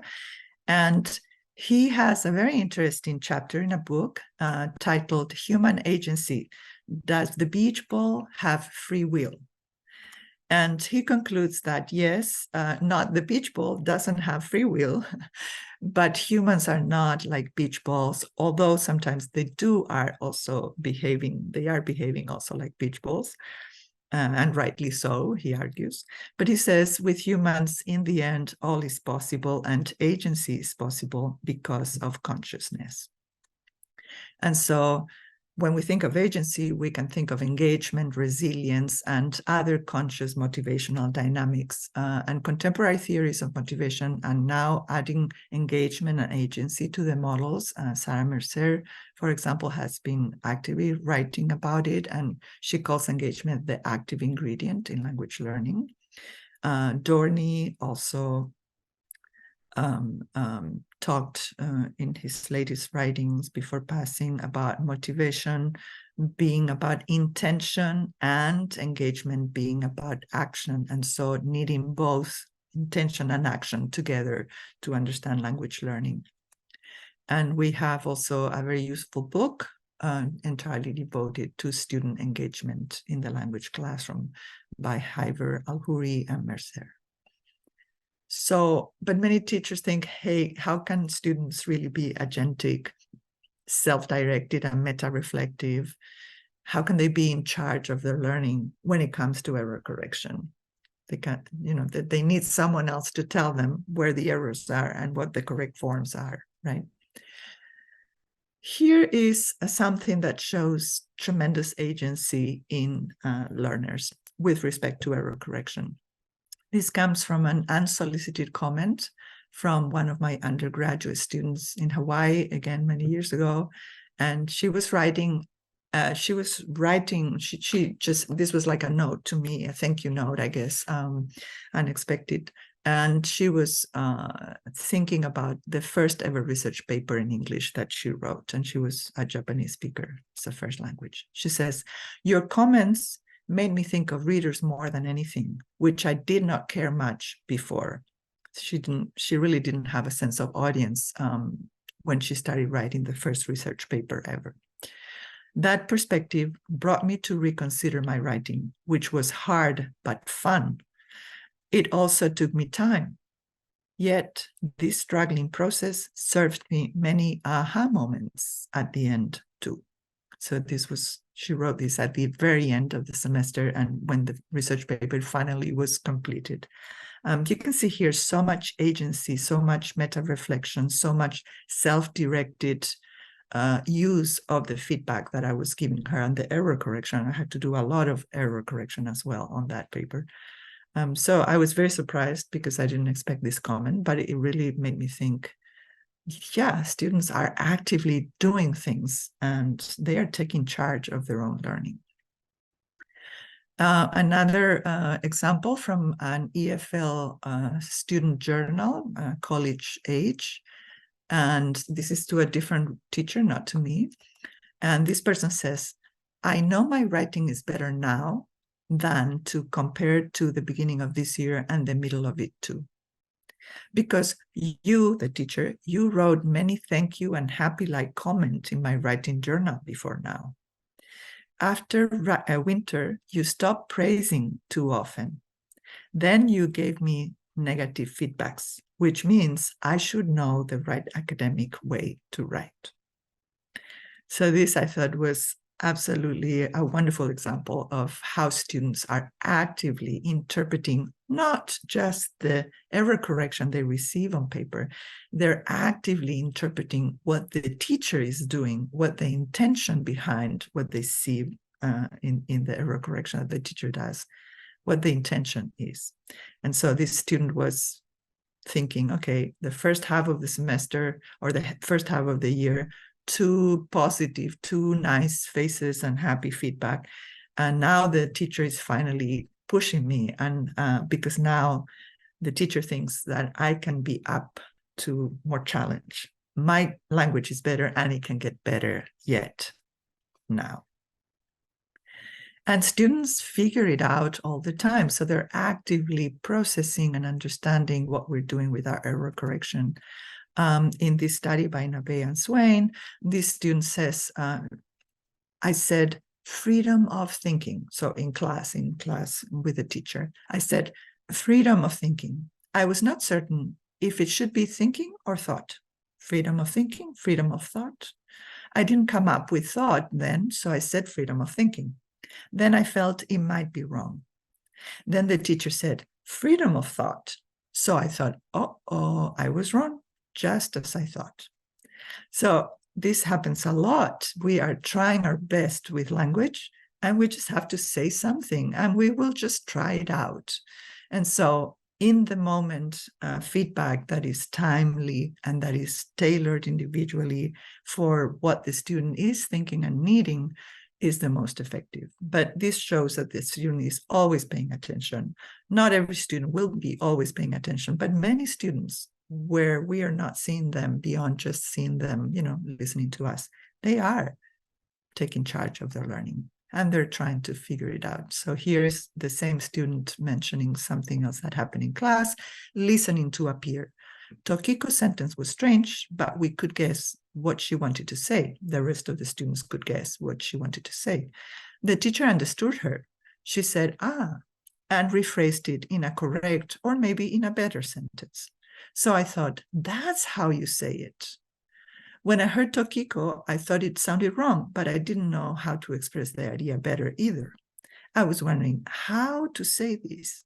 And the teacher said a sentence, and I thought, that's the right expression.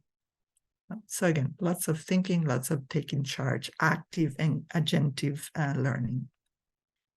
And a final example that I like a lot, this is in Finland, a Hungarian female, Judith, 28 years old.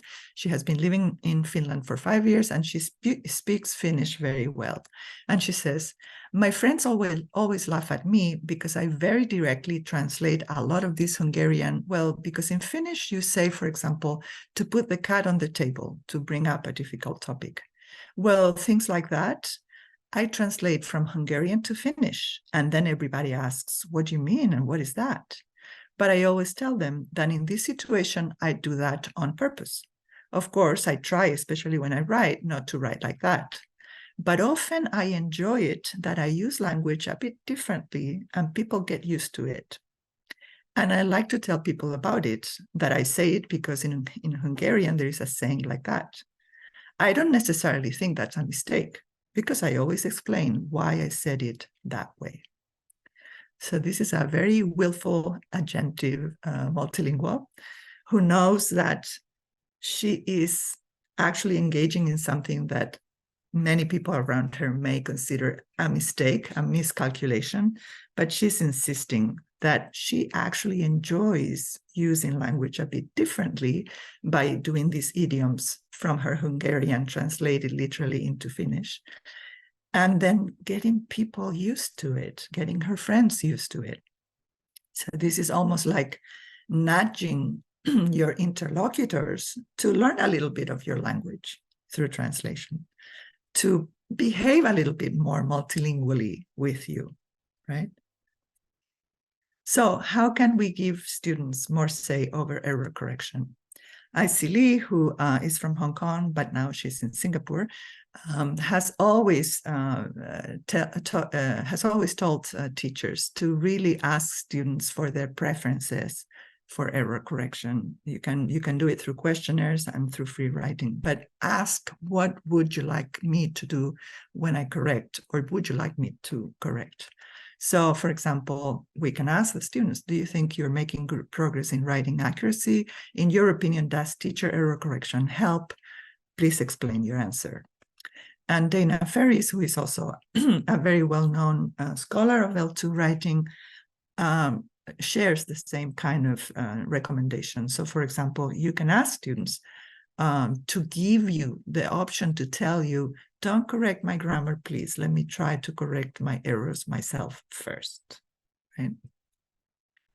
So good teachers should foster agentive error correction. We should be making space for students to have a say in how we correct. So because if we do, then both the teachers and the students can calibrate what they're doing. They can self-regulate their corrective behaviors and their responses and their uses of the corrections. So make space for them having a say. The ABCs of an ethos for multilingual error correction do need to have some theoretical context, right? An ethos cannot be worked out in a vacuum, so it's important to have a theoretical context for it. And I'm going to finish the presentation with a theoretical context that I think is very useful to think about affect, identity, and agency in error correction. And this is the Douglas Fair Group paper that was published in 2016.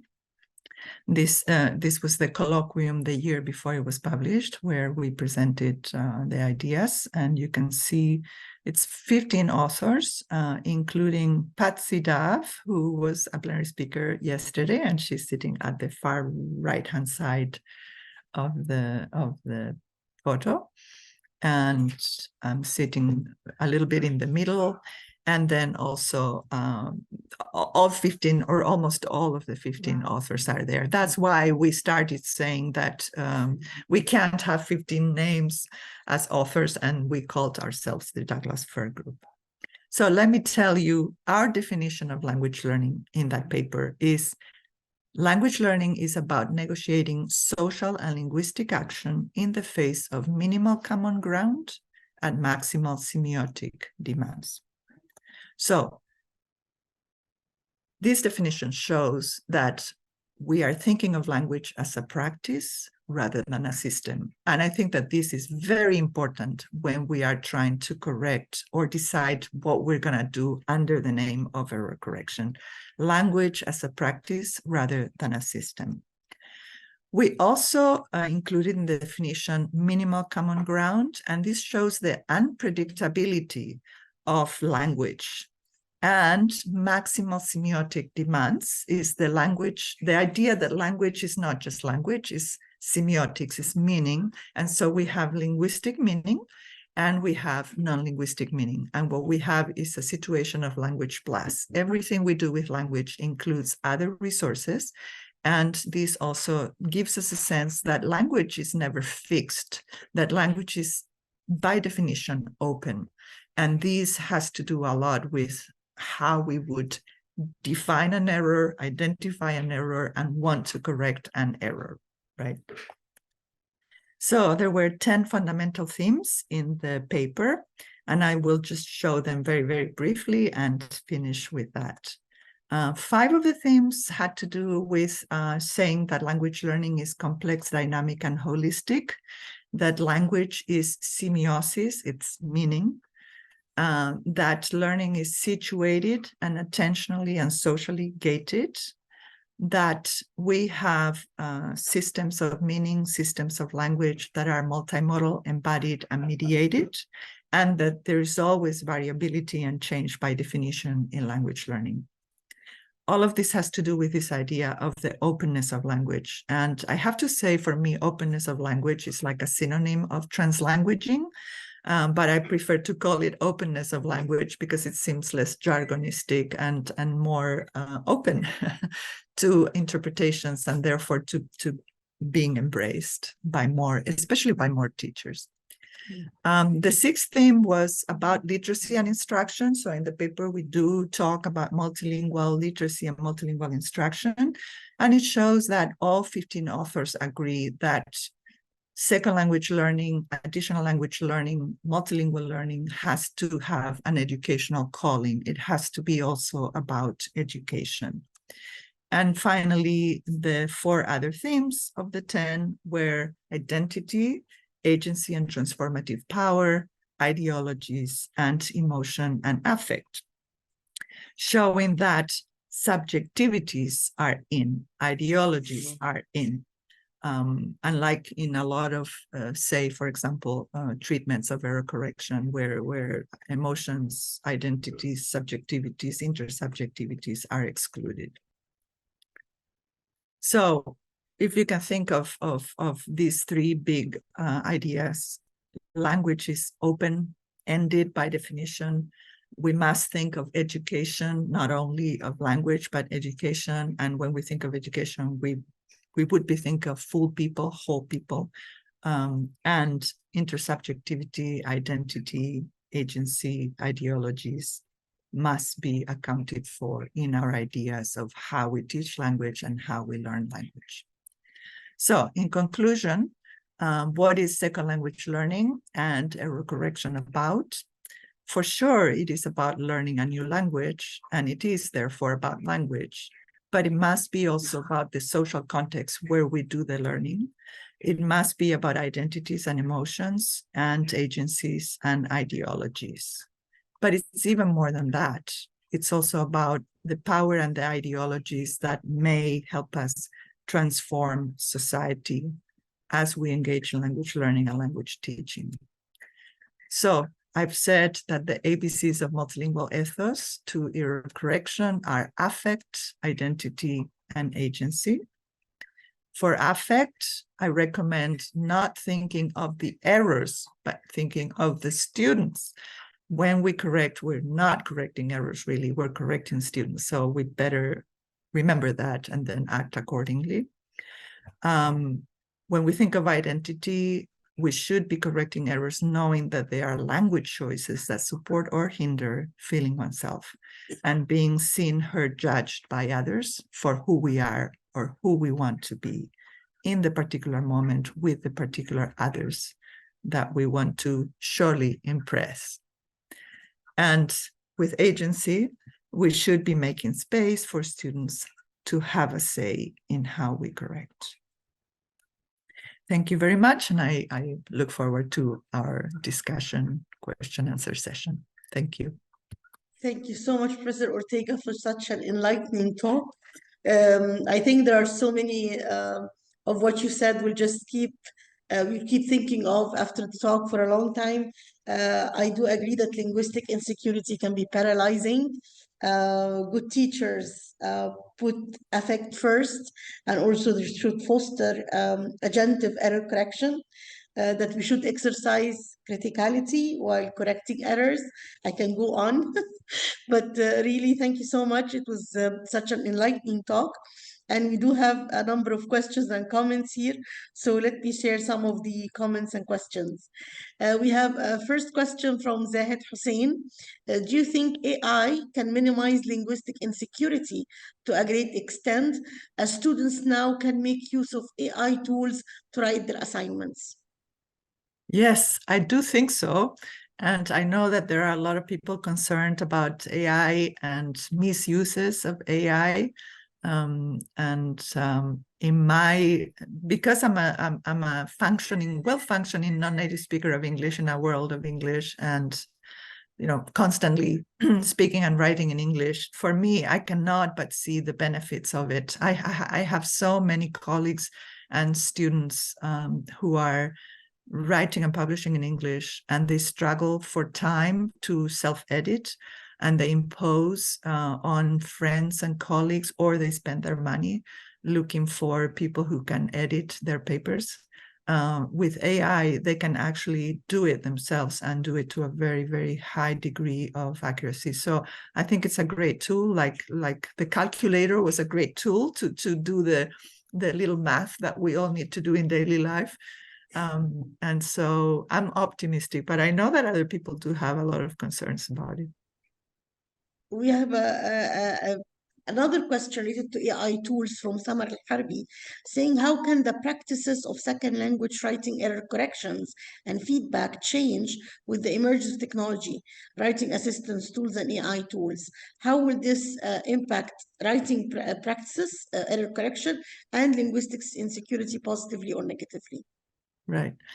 So I think it's going to impact the nature of what happens in classrooms. We should very soon all be incorporating training in using AI for redrafting, for revising, in the sense of, especially in the micro aspects of correcting the language.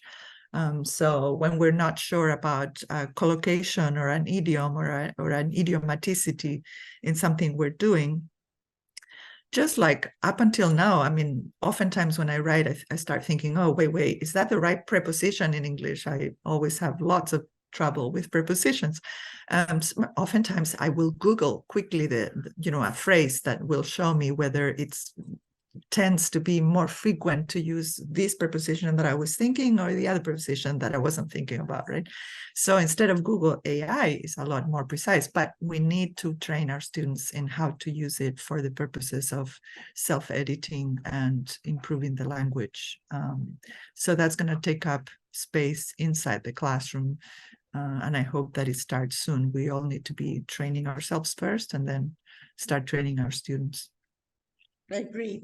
Now, there is more of a comment from Naif Masrahi. I found out that students are totally obsessed with perfect English or the monolingual school. They think that learning language should be without mistakes. It is the end of their language learning. Also, they are multilinguals, but not using their linguistic repertoire. The English-only policy doesn't fit with their actual practices. Very, very important comment. So I completely agree that students are often colonized minds, but who did the colonizing? Who instilled this desire to be perfect in the sense of sounding or looking or writing like a native speaker, like hiding the fact that you are who you are, right? I sometimes get corrections in my own writing for publication, small corrections, not very many and very small. And some of them I accept very happily. And some of them I say, no, I like how it sounds this way and it's more me. And, my English needs to sound like me, right? So there is a sense that how do we support students to move out of this paralyzing perfectionism and this framework of monolingualism and deficit so that they can become happier bilinguals and multilinguals who, the ownership of language, they feel that they own the language as much as other people who own it by birth, right? So I think it's our responsibility as educators. It's not good enough to just say, well, the students want perfection and they want to have no errors whatsoever as defined by native English, idealized native English. So we can't do anything as teachers. Or they're not using the repertoire, they're separating the languages all the time, they're using English only, therefore we can't do anything about it. What we can do is pedagogically think of how we can start introducing a different ethos, a different multilingual ethos in class. However, I always am also very careful to think of students and their own goals, their own lives, right? So someone who's a perfectionist with English, if it's not entirely paralyzing, I don't want to squash it either, right? I don't want to tell a student who is going to put lots of time into learning English and perfecting English, I don't want to tell them, don't do it. Just, it's better to just not strive for better English or for perfect English. I don't want to do that either, right? So it's a matter of understanding how we work with students, how we adjust a little bit to what their own values and ideals are, but also how we educate them to move them a little bit towards our values and our ideals. Thank you. There is another question from Abdurrahman Al-Malki. Are there any potential drawbacks or challenges associated with this approach of error correction, especially since it takes into consideration many factors that might affect the directness of the correction? How can such challenges be addressed? Right. I think direct correction when it's warranted is totally fine.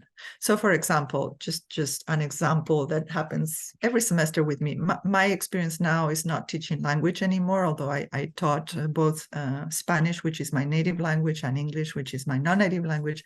I taught both for many years, but my experience for the last 23 years mostly has been teaching graduate students, right? So the word evidence in English is a non-countable noun, so we don't have a plural for evidence, right? But a lot of my students love using the plural for evidence, and they definitely will in some papers. So I very directly, the first time that I see that, I will give a little comment saying, that's great, evidence says, it sounds like it should be totally something we say, but in fact, you will never find it in the plural, only in the singular. So remember that, because it's a very important word that we're going to use a lot. You're going to use a lot for all your years of study, right? So being direct is not a problem. I think it's the assumption that we transmit with our correction. If we say something like, we don't say evidence, or in English, that's non-countable, right? And that's all we say, right? Because then we're given the impression that that's the way it is and you have no right to change it. But of course, people change language all the time, and many communities change language, and non-native communities also change language, right? So sometimes when I hear someone correcting me or correcting someone else and saying, we don't say that, I always say, like, maybe you don't say that. I don't know who the we is. I say it that way, right? And of course, you have to have a lot of privilege and power to have that attitude and say that. But it really is important to understand our own philosophy of language and our own philosophy of learning.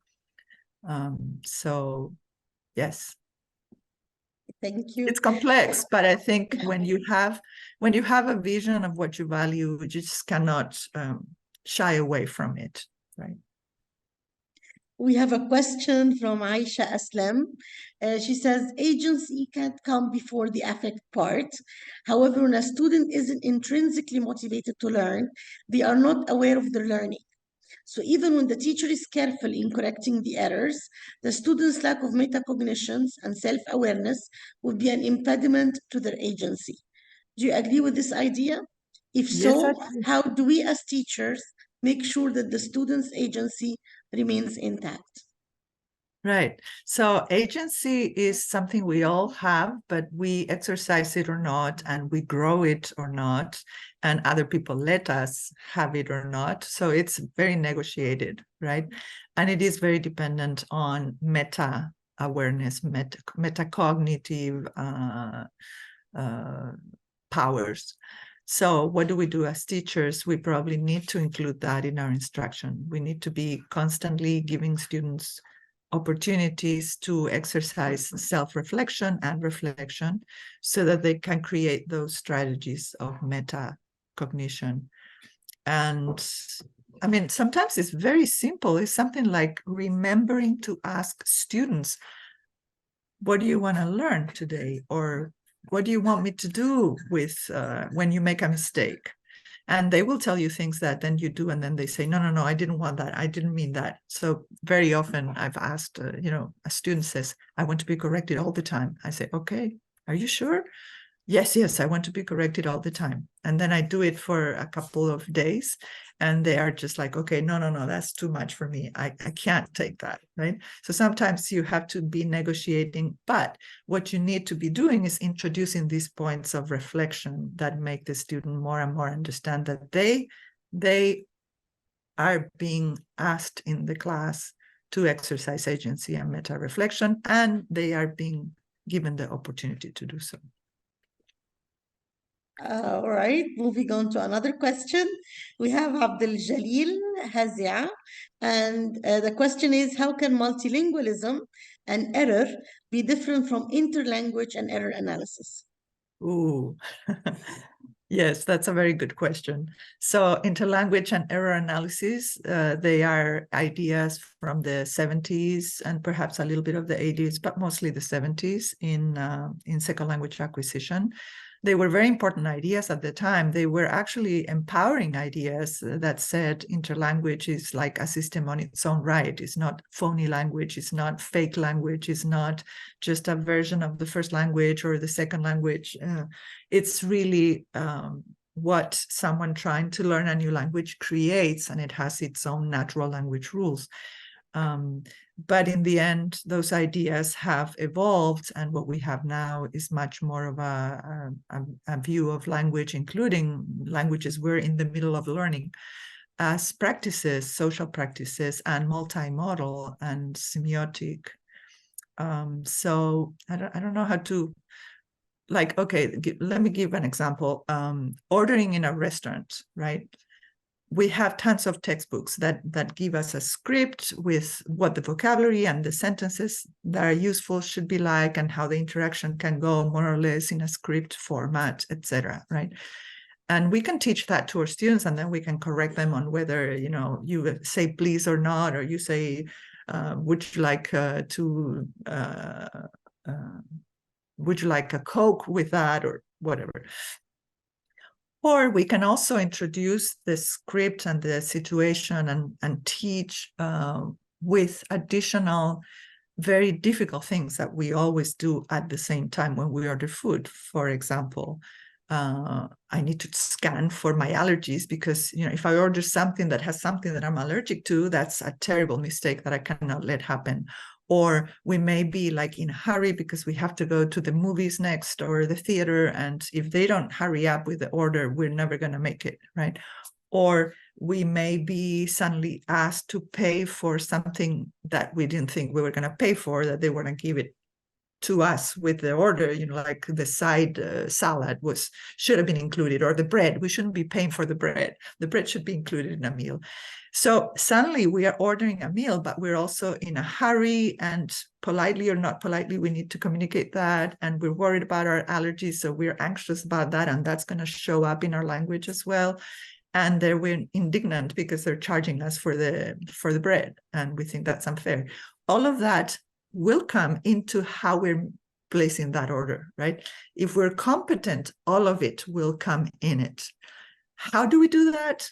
It's a mess. It's the openness of language. But being proficient, being competent means not just to be able to order the meal, but to order it with indignation, with hurry, and with anxiety for our allergies, and to have that all conveyed in the situation. We have a question. How do we do that and correct errors, right? Suddenly the errors become much less influential than the rest of what we are trying to teach.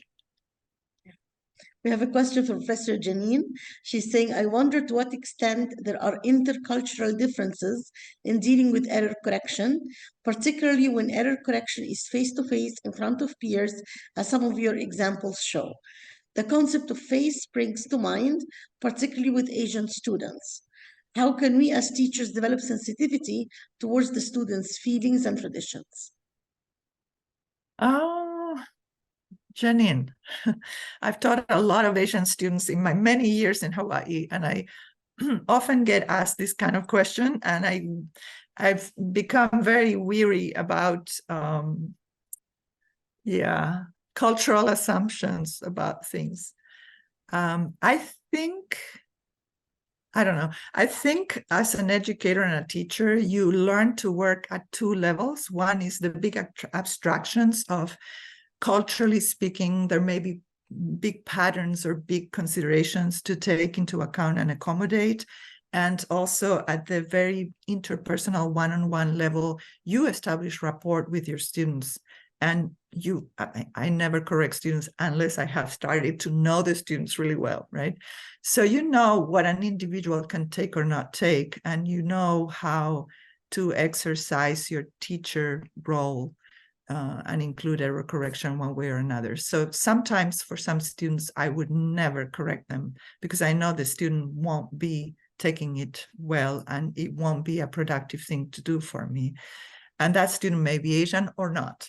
And other times, even an Asian student, I know they are absolutely outgoing and they're absolutely confident, or they really like me and I like them and they know it, and we have already established that relationship. And then I know that I can push it and I can do an error correction even in front of others. I also self-correct a lot in front of my students. I also play a lot with language and invent words in front of my students. And that gives the message that, it doesn't need to be perfect English, but if you're competent, you're competent. And the accuracy is only a small part of it. I don't know if anyone here knows Peter Skian, the very, very important second language acquisition researcher. Does anyone know where he's originally from? Janine, do you know? Is he? I think he's from the UK, if I'm not mistaken. Yeah, but where in the UK? Where exactly? I don't know. No. What variety of English? Do you know, Patsy? Wales, I believe. Wales. Okay, Wales. I know Pete Skian very well, but I don't hear. I know that he has a UK dialect that is not just your traditional, London dialect. So anyway, he's a big researcher of CAF, complexity, accuracy, and fluency, right? Pete Skian, and I met him for the first time when I was a graduate student in the early 90s. His whole life, when he presents, he says accuracy. He doesn't say accuracy, he says accuracy. And the first time as a non-native speaker with much less English at the time, graduate student, I was like, oh my God, I've been saying accuracy. This 1 to 3 years of being a graduate student, I've been saying accuracy. I was also doing research in that area. it seems like it should be accuracy because Peter Skian is saying accuracy, right? I listen. No one else says it that way. So I concluded, okay, it's his thing. I don't know if it's, you know, his idiolect or his dialect, but it doesn't matter. No one else in the field uses that stress. But no one has ever, I bet, ever corrected him or asked him, not even me. I never asked him about it, right? I'm saying this now in recording in public, but I've never talked to Pete Skian about it. But it's a perfect example of what we're saying, that everyone has the right to use English competently, but not perfectly. But if you're a native speaker or considered to be a native speaker, then you're allowed to do anything you want. But if you're a non-native speaker, then you will be stopped, you will be asked, you will be questioned. And that's not fair. And that's not the way it should be. There is no reason why it should be that way. And so that's a multilingual ethos for error correction. If you just allow one last question from Khulud Talbi. Do you think errors are an essential part of systemic learning? How does an error relate to increase our self-inhibition? The first part of the question, the second part, I'm not sure I understood, but the first part of the question, absolutely, errors are good news. Errors are good news. Oftentimes when someone makes an error in English, because of my background in second language acquisition, I know exactly what saying something means for all the other things that that person knows how to say. So for example, over-passivization errors, when someone uses the passive voice too much and they say the car was crashed instead of the car crashed, right? That is very good news. That means this person now has advanced in all the different things we can do with verbs in English. It has advanced to knowing how to do the passive voice. So that's super advanced in the acquisition of the grammar of English, right? And so I hear it and I'm jumping up and thinking, wow, good news. The car was crashed. This person is at the level now of using the passive voice, and they just need to figure out a little bit more about the passive voice, and that sometimes we actually don't use it when it looks like we should be using it, right? What was happened is that, and it's like, well, they're so advanced already, right? Or if I don't hear the third person singular S in the present, but I hear a lot of other things, including a lot of past tense, I'm like, wow, this person is already so advanced in English. It's just a little bit more now that they need to, but they will, I'm sure they will eventually learn, right? So yeah, errors are good news. They're very informative. They can tell us a lot of things about the level of the student and where they're heading next. Yeah.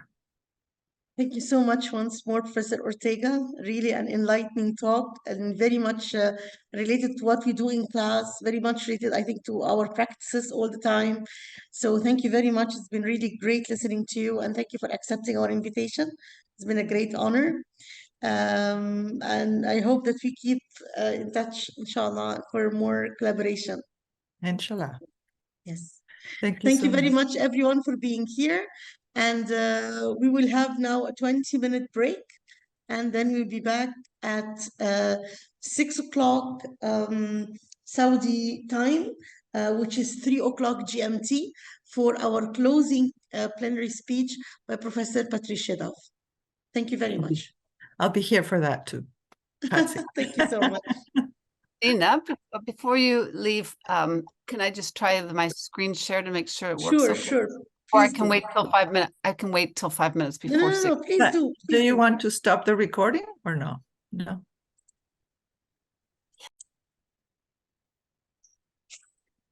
Thank you, everyone, for being here for our closing plenary talk. Thank you. Special thanks to Professor Dove for accepting our invitation. We're truly honored to have you with us. Let me just start with a brief introduction. Professor Patricia Dove is Professor of Applied Linguistics and Distinguished University Scholar at the University of British Columbia. and is also a past president of the American Association for Applied Linguistics. Professor Duff's research focuses on language learning and socialization across a range of informal and formal multilingual educational contexts and across the lifespan. Taking a sociocultural perspective, she examines multiscalar processes connected with learners' language ideologies, identities, trajectories, and social linguistic practices that affect the learning processes and outcomes. Her current work focuses on English and Chinese as global languages and academic English discourse socialization at universities. She has published and lectured widely about this work. And as you can see, the topic for today is researching academic discourse socialization, methods, insights, and innovation. Professor Duff, the floor is yours. Thank you very much, and good morning. And from Vancouver, it's 7 a.m. here. It's still not light out, but I know it's afternoon or evening for others, and wherever you're joining this Zoom webinar from. And thank you for that warm introduction. I'd really like to thank Professor Dina Eldaks, leader of the Applied Linguistics Research Lab and co-chair of ALR2023 at Prince Sultan University, for the kind invitation to speak at your 4th International Symposium. And I commend all the others who helped organize this event and who've given presentations over the last 2 days. Unfortunately, I could only attend Lourdes's just prior to this because of the time differences, but I look forward to watching the recorded sessions later. So today I'm speaking about a topic I've been exploring for many years, academic discourse socialization, and a number of my MA and PhD students have also conducted research on this topic and continue to do so in their careers, and it's growing in popularity internationally, judging by the number of new dissertations and publications on this topic. So I'm going to just give you an overview of my presentation. I'm going to explain what I mean by language socialization and academic discourse socialization. I'll talk about the key components, the typical foci and methods used in this research. I will then discuss 2 areas in which current research is being conducted around academic presentations and doctoral student socialization. And then I will conclude and open up for Q&A. You'll see in the bottom a reference here to something I wrote on this topic in 2010, and it captures a lot of the themes that I'm going to discuss, although of course I have more recent publications on this, and I cite them as we go along.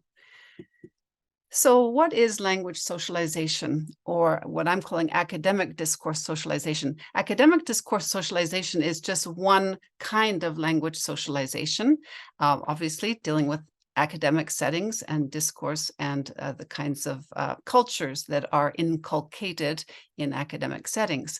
On the right side of the screen, this language socialization book that I co-edited with Stephen May in 2017, it had 30 chapters, and just 2 of them relate to academic discourse. So the rest look at language learning across many different kinds of transnational, multilingual contexts, from birth to old age even. So academic discourse socialization is just one piece, but that's going to be my focus today. So what is language socialization more broadly?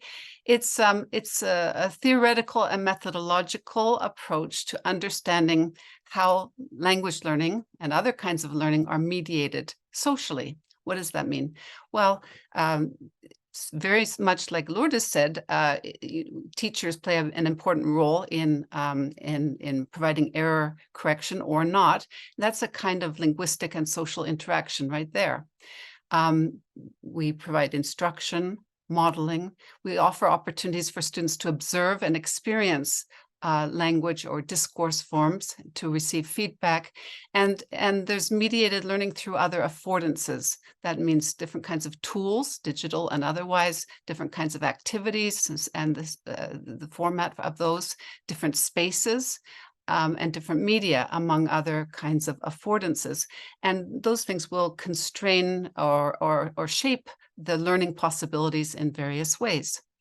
then the mediated learning is into 3 different kinds of things. One is the relevant communication practices. In the case of academic discourse socialization, it's academic language, especially in higher education, the ways of using language and other semiotic systems, embodiment, showing how people convey meanings through visual and embodied ways.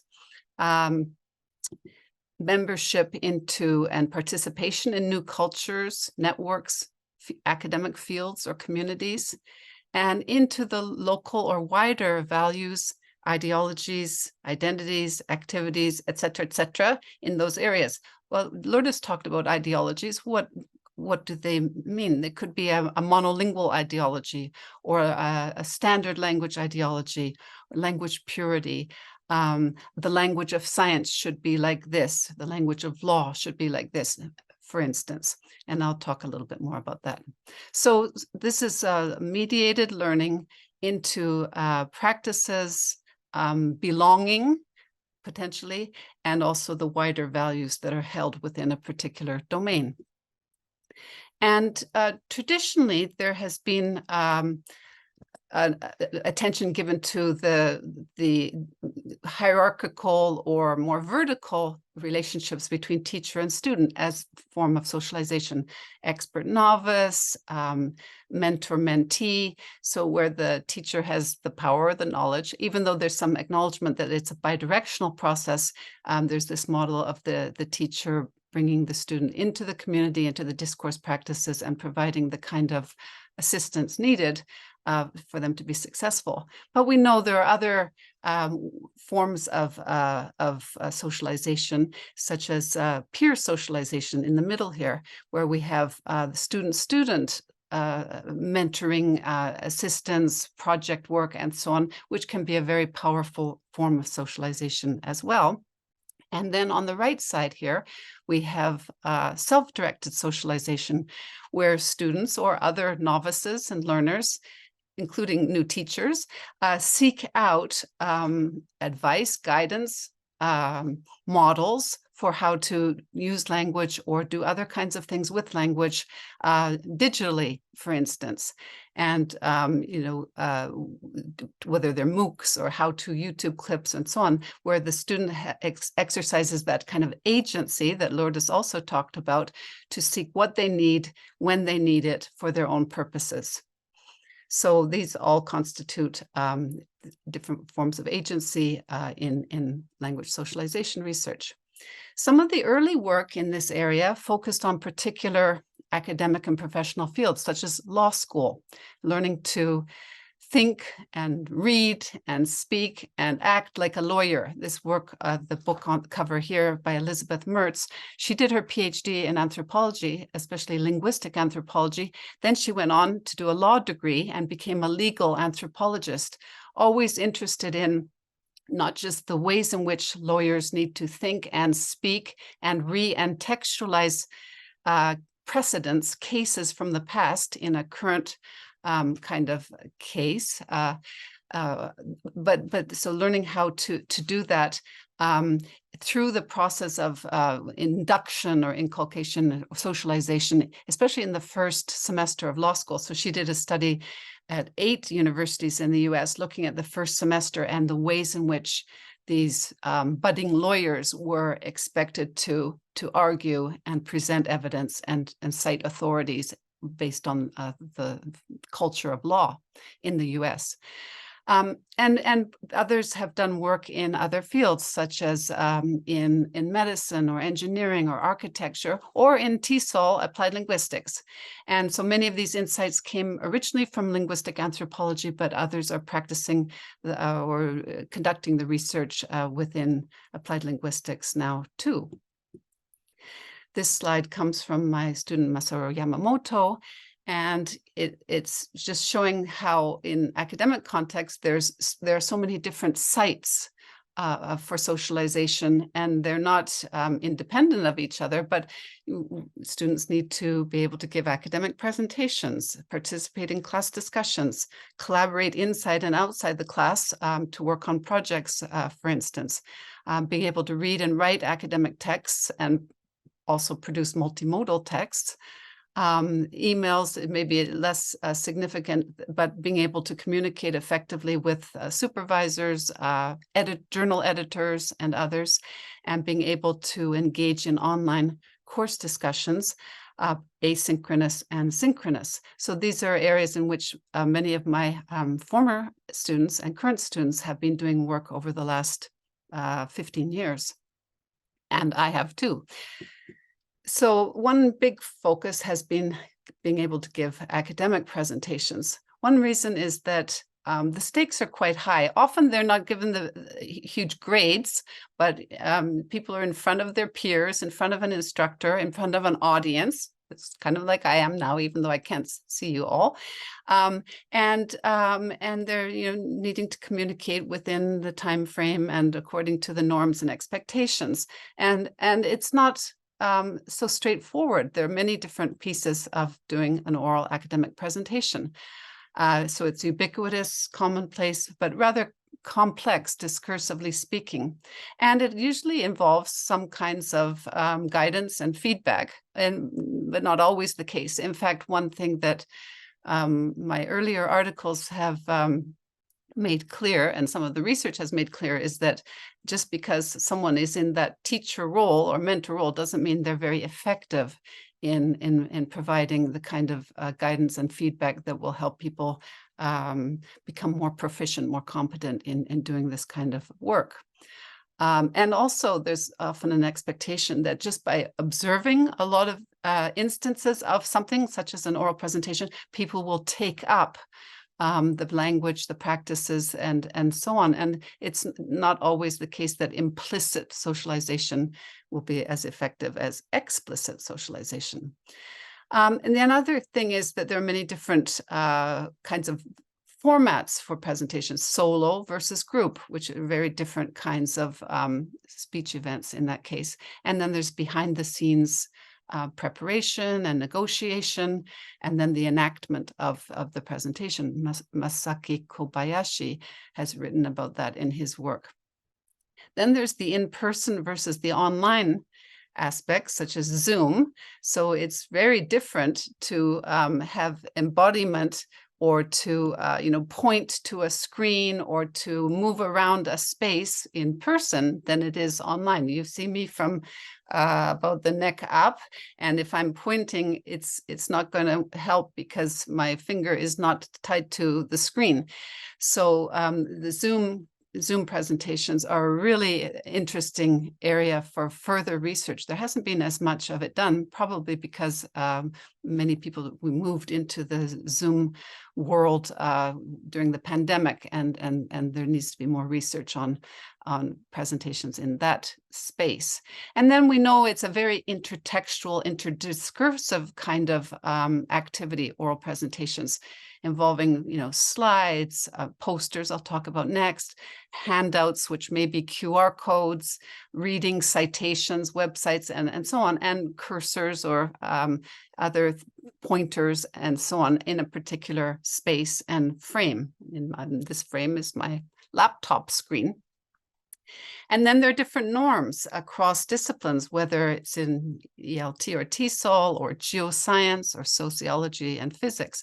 And Sandra Zappa-Holman did work on oral presentations across science, applied science like engineering, and then humanities, and noting some of the very different expectations across those different disciplines as far as, not only the length of presentations, but the kind of stances people are expected to convey as an authority, or as giving personal experience, kind of emotional aspects that might be quite gripping for an audience, and so on. And then people have to learn what are the suitable topics and genres based on that, the discipline, the course, the program they're in. And a lot of it involves identity work, and much like Lourdes said about error correction, identities are very invested in this kind of work, and their roles as audience members or peers or the teacher. And then in oral presentations too, there's often moderated Q&A, and that can be very challenging for students as well. They might get through their presentation just fine and then sort of freeze when it comes to Q&A. And now with webinars and Zoom presentations, there's a very interesting space for some comments and questions in chat, often moderated. So there are a couple of citations at the bottom of this page that are a little more up to date than the earlier one, just talking about the work that has been done, including in oral presentations, which there are many different studies.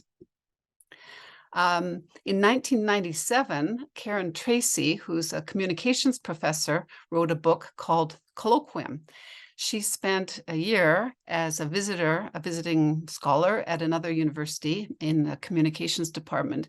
And she studied the kind of weekly or monthly research seminars that took place in the department in which she was a guest. She got approved to do the research. And her research focuses a lot on interaction and discourse analysis, and the interplay of many other kinds of extra discursive things like identities. And so she looked at this in academic colloquia. She writes, "The most privileged and noble mission of universities is exercised, the advancing and testing of ideas, the production of truth and knowledge. But as ideas advance and are tested, what are people doing?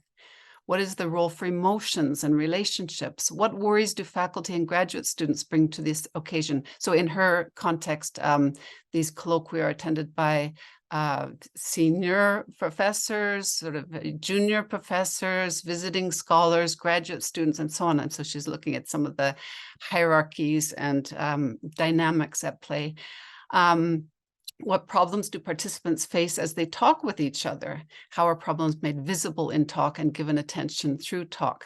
So she focuses on power, identity, egos. So often when people are asking a question, it's more to showcase themselves than to really seek an answer, and posturing and positioning. She didn't use language socialization as a frame, but she's very much discussing processes through which people become schooled in giving research seminars and also into taking on certain academic identities and enacting them.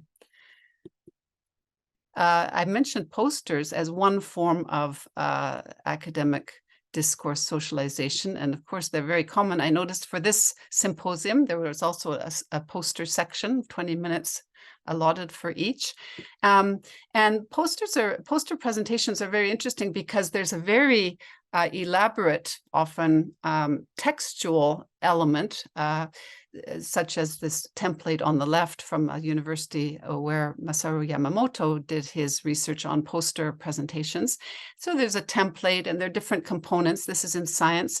It's expected there'll be graphs and there'll be different aspects. There'll be a university logo, there'll be references, acknowledgements, and so on. So it's a very limited space, right? You're told for a poster presentation how large your poster can be, or if it's a Zoom poster, then you're limited by what can fit on one screen. And then there are many other aspects too, such as understanding how then to focus on different points when interacting with audience members or those who come by. And so his research was looking at poster presentations in a geoscience, like earth science program in an undergraduate course at a Canadian university. And he's got an article accepted for applied linguistics based on this coming out probably next year. So the research methods he used are quite common in research on oral academic presentations. So, you know, the ethnographic, multiple case studies of several presenters or groups or pairs, as the case may be, involving classroom observations. That's important to understand the kind of scaffolding people receive through TAs and instructors and peers, looking at some of the guidance on course syllabi, and conversations about the activity. In this case, he noticed that teachers, this was a master teacher in geoscience, the kind of modeling and the template I just showed you that they were given to help guide them about what to slot in different parts. And then interviews with participants, observations of the presentations themselves, analysis of the artifact, the poster itself, and the multimodal elements. In geoscience, scales are very important. Scales of size, scales of heat. This one is about ozone and other kinds of things. So that's a very important element. The kinds of feedback that are given. So that's really important in socialization. What kinds of feedback are given? How is it interpreted by the ones who receive it? And what difference does it make in subsequent performance? And then there's debriefing after with those involved. So that's very common in terms of methodologies for oral academic activities, not just presentations, but class discussions and that sort of thing. In work on L2 writing, for instance, there might be some of these same research methods used, but there'll be a lot more about the actual written documents and drafts and feedback that are examined. And Masaru Yamamoto was very interested in on the bottom right here, embodiment and iconic gestures or other kinds of gestures used in relation to the posters to help create meaning with the audience. And one thing about poster presentations that's also interesting is that it's usually a very iterative process. If you've been to conferences where they have areas set up for poster presentations, it's, people are cycling through, people coming to the poster, hearing something, maybe asking questions, and then they move on to the next one. And so there are multiple opportunities for the presenter to give their pitch and maybe improve it over time or focus it on different things. So it's very interactive, very contingent on who's there, how many people are there, what they're asking, what they're interested in. And this came up in Lourdes's presentation about AI as a form of mediation, especially in terms of error correction or self-correcting drafts of written text. I'm kind of a newbie when it comes to ChatGPT, but after I prepared my slides for this presentation, I submitted to ChatGPT this request, PowerPoint slides for a lecture on academic discourse socialization, just to see what it could do. And you'll see in blue how it responded to me in a very interpersonal way. Absolutely, let's break down the structure for your PowerPoint presentation on academic discourse socialization. And then it gave me 12 slides. So you see 6 on this page, and then there are 6 on the next page. Points, this is the pointers, this is what you could or should do, case studies, future trends, and so on. And then at the end, it says, remember to use visuals, bullet points, and concise text to keep your audience engaged. Good luck with your presentation. It seems to me that's a very powerful form of discourse socialization that AI can perform. Not to say people need to follow it. I didn't follow the template, but I was just fascinated to see how helpful it could be in structuring a presentation for people who are maybe, less familiar with what they could do. And I think there's a lot of potential for research in this area to see how people then use this information, use this guidance, just as they would use guidance from an instructor or from other sources to improve or innovate what they do. So that's there's been a lot of research recently on ChatGPT, but in not so much in terms of academic discourse socialization. I see lots of potential there. The second area of focus I'm going to talk about briefly is one that is quite fertile right now, and that's looking at doctoral students' academic discourse socialization. And oral presentations are just one piece of what doctoral students experience. And there's a long tradition of research on doctoral socialization in sociology, and it's just now receiving more attention in applied linguistics. And why? Because there are really high stakes associated with doctoral programs. There are years of people's lives invested in it. There are costs to the individual, to the institution, sacrifices, funding, hopes and dreams, and potentially careers that are made thanks to this experience of being a doctoral student and being socialized into academic discourse and academic social practice and academic identities. It's a long, arduous process with many different components, some of which have been examined already and some still need to be examined in applied linguistics. So it starts even with the choice of programs. How does one learn about which programs to apply for and how to put together good application, a good statement of intent, for instance. There's so much identity work, so much competition. People talk about the imposter syndrome. I don't feel like I'm a doctoral student, but I don't feel like I know anything, especially in comparison with these others. Tim Anderson, my former PhD student who's now at the University of Victoria, wrote an article on the doctoral gaze in linguistics and education. Look at that sense of surveillance of fellow doctoral students in terms of how they're doing in relation to oneself, but also surveillance by the whole system as to doctoral students' progress, timely progress and success. Then there's academic advising throughout the program. This is also a process of academic socialization. Coursework, of course, involves many forms of academic discourse and feedback and preparation for subsequent work.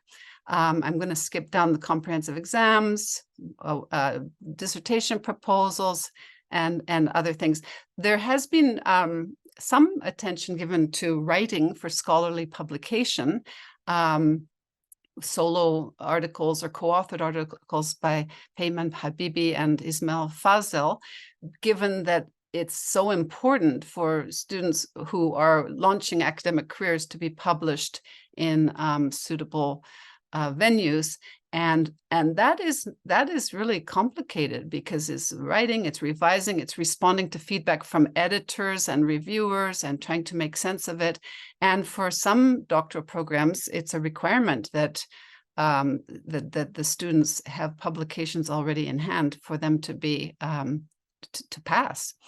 So and the dissertation, of course, is also a very high stakes final product, which has many different aspects and feedback. So, and then the bottom thing, trajectories, returning to home country or remaining abroad for international students. That's also a very important element of academic discourse socialization, because if people have studied in another country using another language and with particular accepted norms for writing, for instance, and then return to another country. Let's say they return to China, in the case of Ling Xi's work, looking at returnees, and then they're expected to write or produce in another language or according to other genres. That's important to know. And Tim Anderson has also written about this phenomenon. Hai Gui means sea turtle, returnees in the Chinese context. So in short, this all of these elements and others that are part of doctoral education involve socialization, mentoring, and they're sort of cumulative, and persistence with programs and successful completion is really dependent on the kind of scaffolding that's provided. And we know that there are high rates of attrition in doctoral programs internationally, dropping out, withdrawing for many reasons, but one can be because of the experiences they've had and lack of support or complications in the socialization experience. Looking at PhD dissertations as one component of doctoral programs, we know these are very high stakes, and And there have been traditional genres or formats for dissertations that followed a chapter, an introduction chapter, a lit review, a methods chapter, research, discussion. And now there are many different formats. And this is an interesting point because language socialization, I think, as Lourdes said, language is an open system, and different genres are also kind of open and subject to change and subject to innovation. And so now there are many other formats that are accepted or even expected. And sometimes it depends on the field, on the institution, on the preference of the supervisor.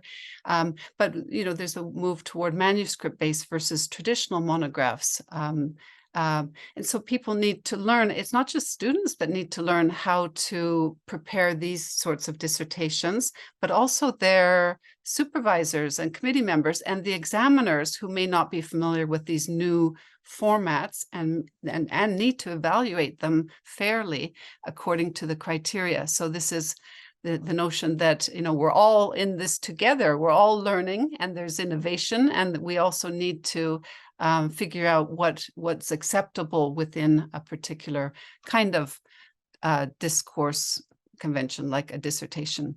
At my university, there's been a lot of discussion about having co-authored dissertations, having dissertations that include much more public scholarship, such as YouTube clips and things.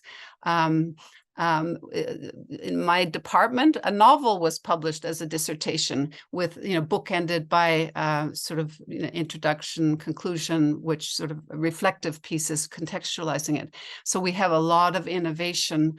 Multilingual dissertations aren't allowed yet at my university. French dissertations are. But with notions of decolonization and having many different kinds of ways in which we communicate knowledge, generate, create knowledge, there's been an openness to other ways of doing things. Decolonization within indigenous communities means maybe having a very different kind of text, with more oral components than might traditionally have been the case. And then there's a defense of this written document, which has its own rhetorical, social, spatial organization and examination by others. It's hard. There hasn't been a lot of research on the dissertation defenses, just because it's such a delicate process, and often some aspects are confidential. But there has been a lot of attention paid to change and continuity in thesis and dissertation writing by Brian Paltridge, Sue Starfield, and others. So I think the point here is that we need to understand not just what traditionally has been acceptable or required in certain areas, but what room there is for change, for innovation, and so on. And then with PhD defenses during COVID, in this, on the right side, this is from Princeton University. It says, for PhD students, virtual defenses brought together friends and family across the globe. So you see the guy on his sofa with the laptop in front of him, and then all kinds of family members and things and others who are participating. That really changes the social setting, the social elements and dynamics versus a more traditional kind of presentation in a space reserved for dissertations, such as in the middle image down here. This is in Finland. I was an official opponent, as they call it, official opponent, which is really an examiner brought in. In the middle is the supervisor, who's sitting like a judge, and then on the other side is the candidate, and just understanding the rules of engagement for this kind of defense is really important for the invited examiner as much as for the supervisor and the student. So, but as I said, there's limited research on this because of the ethics. My university, for instance, doesn't allow the recording of PhD examinations. And there has been a little bit of research, such as this piece in ESP, Interpersonal Engagement in Academic Spoken Discourse, a functional account of dissertation defenses, but that was using corpus data from Michigan, so recorded defenses that were put into the MyCase corpus in the early 2000s. So taking two defenses as a point of reference, but then that was 20 years ago. Things are different now, and in different fields we know it's different. So there's a lot of room for more work in this area, given the importance of this in higher education, and also looking more cross-culturally and internationally at what the practices are. And then as for future research on academic discourse socialization, Deborah Friedman, who's in Indiana, recently wrote an overview for the journal Language Teaching, Language Socialization and Academic Discourse in English as a Foreign Language Context, a research agenda. Deborah did her own dissertation research in Ukraine, in classrooms there, and I did my dissertation research in Hungary. Both are EFL settings, but most of the research I've talked about up till now has been situated in English medium contexts where English is the dominant language in society. That's changing. There's more work coming out of Taiwan and Iran and Malaysia and other places. But here's one of the areas she identifies in relation to EFL. She said we should examine the academic discourse practices into and through which students in EFL settings are being socialized. Consider how these are shaped by local beliefs, values, ideologies of learning, and the larger socio-political context in which the classroom is situated. Earlier in my presentation, I mentioned this notion of the ideologies, and Lourdes also mentioned ideologies in her presentation, and citing the Douglas Fir Group piece that she and I were both part of, we really emphasized the sort of multi-scalar aspects of multilingualism and second language acquisition. What do I mean by multi-scalar? Well, we have the larger ideological context of the country, of the language policies, the education policies, then also of the university, of the program, and then at the micro level is people doing things with language and trying to learn language as a result. So trying to understand the macro and the micro, and so the meso is more the institutional level factors. So the question would be, in Saudi Arabia, where many of you are, or in China, or in Egypt, what are some of the macro factors that affect what's going on in classrooms, even in relation to error correction, which was the presentation before this. And another scale beyond the macro, micro, meso, micro is the scale of time, to look at change over time. I mean, institutions change, disciplines change, the forms of discourse change, the ability to use the first person in writing is now allowed, and it's not always encouraged, even, especially in our field. The expectation that passive voice would be used a lot and agents would not be identified, that's no longer the norm in our field either. We want to know who the agents are, who's doing what.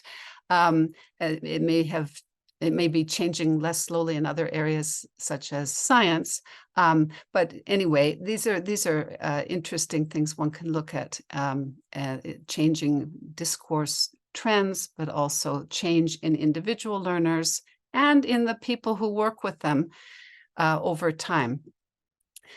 These are not from Friedman's work, but so tying in with what I just said about temporal scales, it's really fascinating to think about trajectories of socialization, whether it's kindergarten to doctoral programs and beyond. This term trajectories of socialization comes from Stanton Wortham, but thinking of oral presentations, these start very young. Kids in preschool or kindergarten may be doing show and tell kinds of presentations to their classmates. And so, what's happening in higher education is not in a vacuum. There have been a history of experiences. And they may be different, especially in transnational contexts, if people haven't had the same kind of induction into these activities. And then the transnational aspects of moving across cultures and norms and futures, and then differences across disciplines and modalities, such as with Zoom. One trend I've seen is more auto-ethnographic accounts of academic discourse socialization. Who better to write about processes than the people going through them themselves? The doctoral student, for instance, or the undergraduate in an EFL class.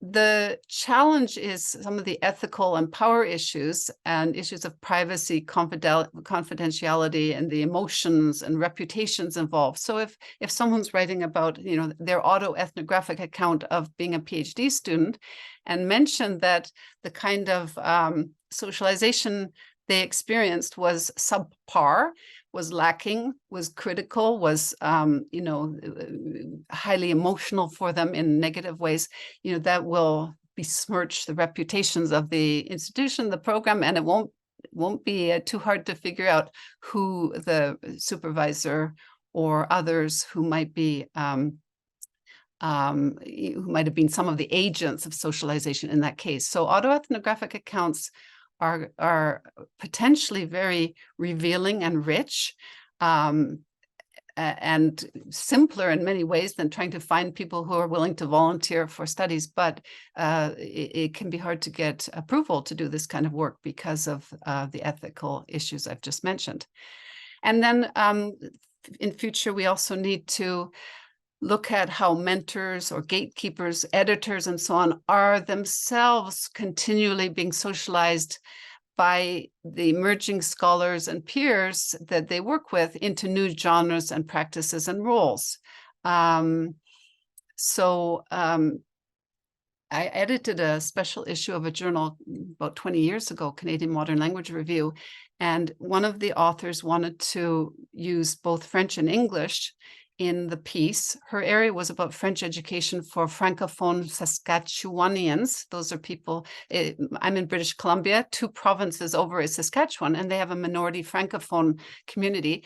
And she wanted to include not just French, but also the local variety of French in her writing to show some of the challenges for the minority Francophone speakers there as they become teachers. And I had never seen that kind of thing done before, and I thought, well, why not? It so reflects exactly the processes she's talking about and the identities and so on. So that's when the editor says, is this allowed with this journal? Probably with French, it would be more allowed in Canada because we're a bilingual country and the journal's bilingual. Then it would be bringing in other languages, but that's how change also happens. I mentioned decolonizing and indigenizing academic discourse in higher education.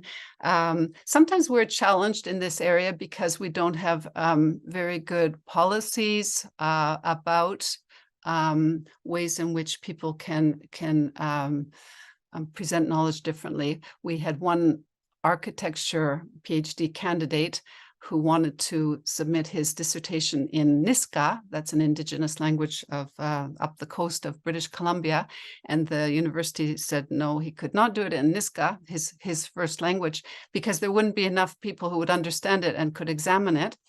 And so instead, he decided to write a dissertation in English with no punctuation at all, as a form of decolonizing. He said, well, if I can't do it in Niska, I'm going to do it in English, but I'm not going to follow the norms and conventions. And that caused some consternation, but in the end, it was accepted. But these are, really pushing the boundaries.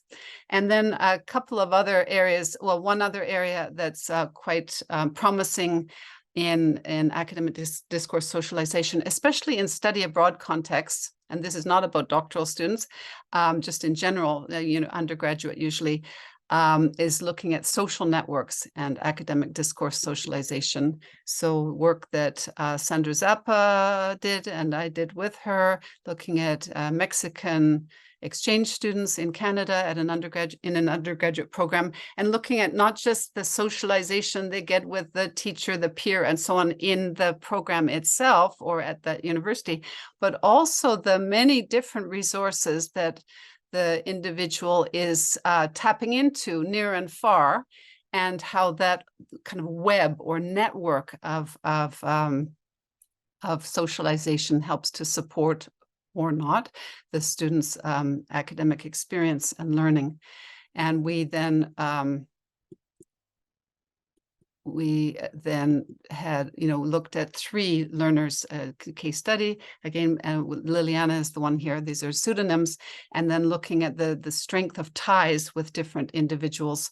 The solid line is a stronger tie than dotted lines, but to see how these different individuals formed the social network of Liliana, which was unique to her, but had some similarities with other students in the same program, and the languages used to mediate the interactions, and then Liliana's own assessment of how valuable those forms of support or communication had been. So so Liliana's investment in individual networks of practice, we call it INOP, afforded her 2 kinds of crucial returns, socioaffective and academic, which facilitated her socialization into the academic culture and her awareness of key aspects of its literacy practices. So then we just talk about which forms were most beneficial from her point of view. And that's another thing in this academic discourse socialization work. It's good to get the participants' own point of view. Okay, this is my last slide, I believe. So I'm concluding and discussing some challenges and implications of work in academic discourse socialization. For researchers, one of the challenges is gaining access to diverse disciplinary and demographic communities for what is typically longitudinal ethnographic research that also involves discourse analysis or other kinds of thematic analysis. It's very labor intensive, and not all programs want someone, especially someone outside the field, sitting in and watching, for a semester and asking a lot of questions. Why do you do things this way? And what, so, and then also trying to understand those unfamiliar disciplinary cultures and practices, whether it's law, physics, or applied linguistics. Applied linguistics was more familiar, certainly, but the practices in a particular course might be less familiar. And then managing the macro-micro dimensions and the time and space dimensions in any account, and then studying reproduction of existing norms versus innovation and transformation. So that's the challenge for researchers. For socializers, the agents of socialization, we need to foster greater appreciation of learners' own linguistic semiotic repertoires and interests, so to harness them, leverage them in ways that make sense to them. After, like, thinking of the dissertation, it needs to represent the voice and interests and preferred genres of the student, as well as, what is typical.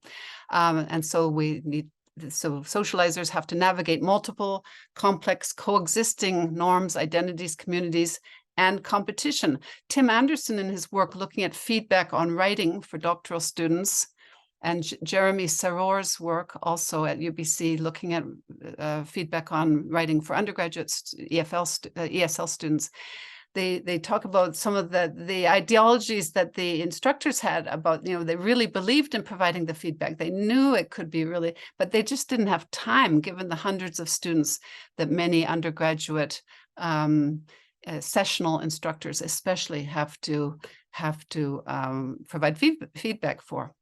And then socializers need to make explicit underlying ideologies, dispositions, and practices within particular fields. I put nominalization there as an example in the sciences, but why is it the discourse looks this way in this field, whether it's law or whatever, and often these things are implicit, but it's the instructors, the scholars themselves need to make these more explicit.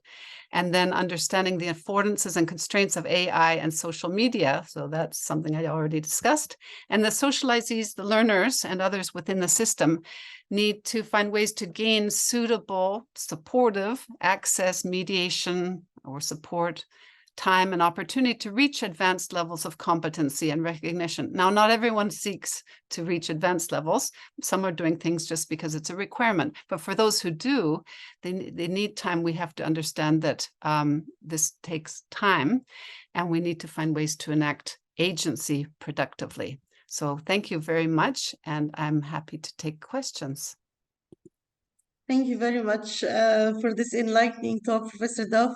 It was really amazing. I did not know that academic discourse socialization was so much now triggering so much interest. It's a very interesting topic. I think I will start working on that area as well.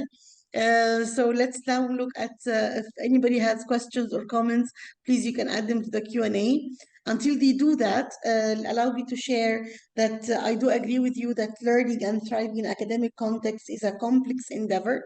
And in some contexts, actually, people are not aware that this socialization is part of the preparation of the students, and then they put students in really very challenging and very difficult situations. And I like a lot that you also talked about the role of what researchers can do, what socializers can do, and what socializees can also do. So let me see, I have got a question here first from Jalil Al-Ghamdi. She says, thank you, Duff, for this informative presentation. I am doing my PhD in informal socialization while watching TV series and learning a foreign language. I would like to contact you by email and discuss the framework I'm using. It's an honor to hear your point of view. Thank you, Jalila. Yes, I look forward to hearing from you. Yes, the informal socialization through pop culture of different kinds, TV or YouTube clips or telenovelas or whatever, is really interesting. And I had one student do work on that for Chinese, looking at the kinds of movies that students were watching and how they, you know, and thinking about how they help improve their language, especially pragmatic awareness of different forms of language. And then yeah, so I'd like to hear more about that from her. Yes. What about, you've talked also about the challenges of being in an EFL context, because in EFL context, you have the challenge of developing the language and the challenge also of academic socialization. So do you think that, how can we help students with academic discourse socialization? Could it be like a course in their first year, in their freshman year? Could this be a center that would advise them and give them the support they need? Could it be both together? What is the best approach? Well, I know in EFL context, there's a lot already being done, and there are, you know, often there are writing centers set up, but they have their own mandate, which is not always what the students want, at least in the North American context. They're not meant to be proofreaders and so on, but it's also very specific to the discipline. So what works, what is expected in one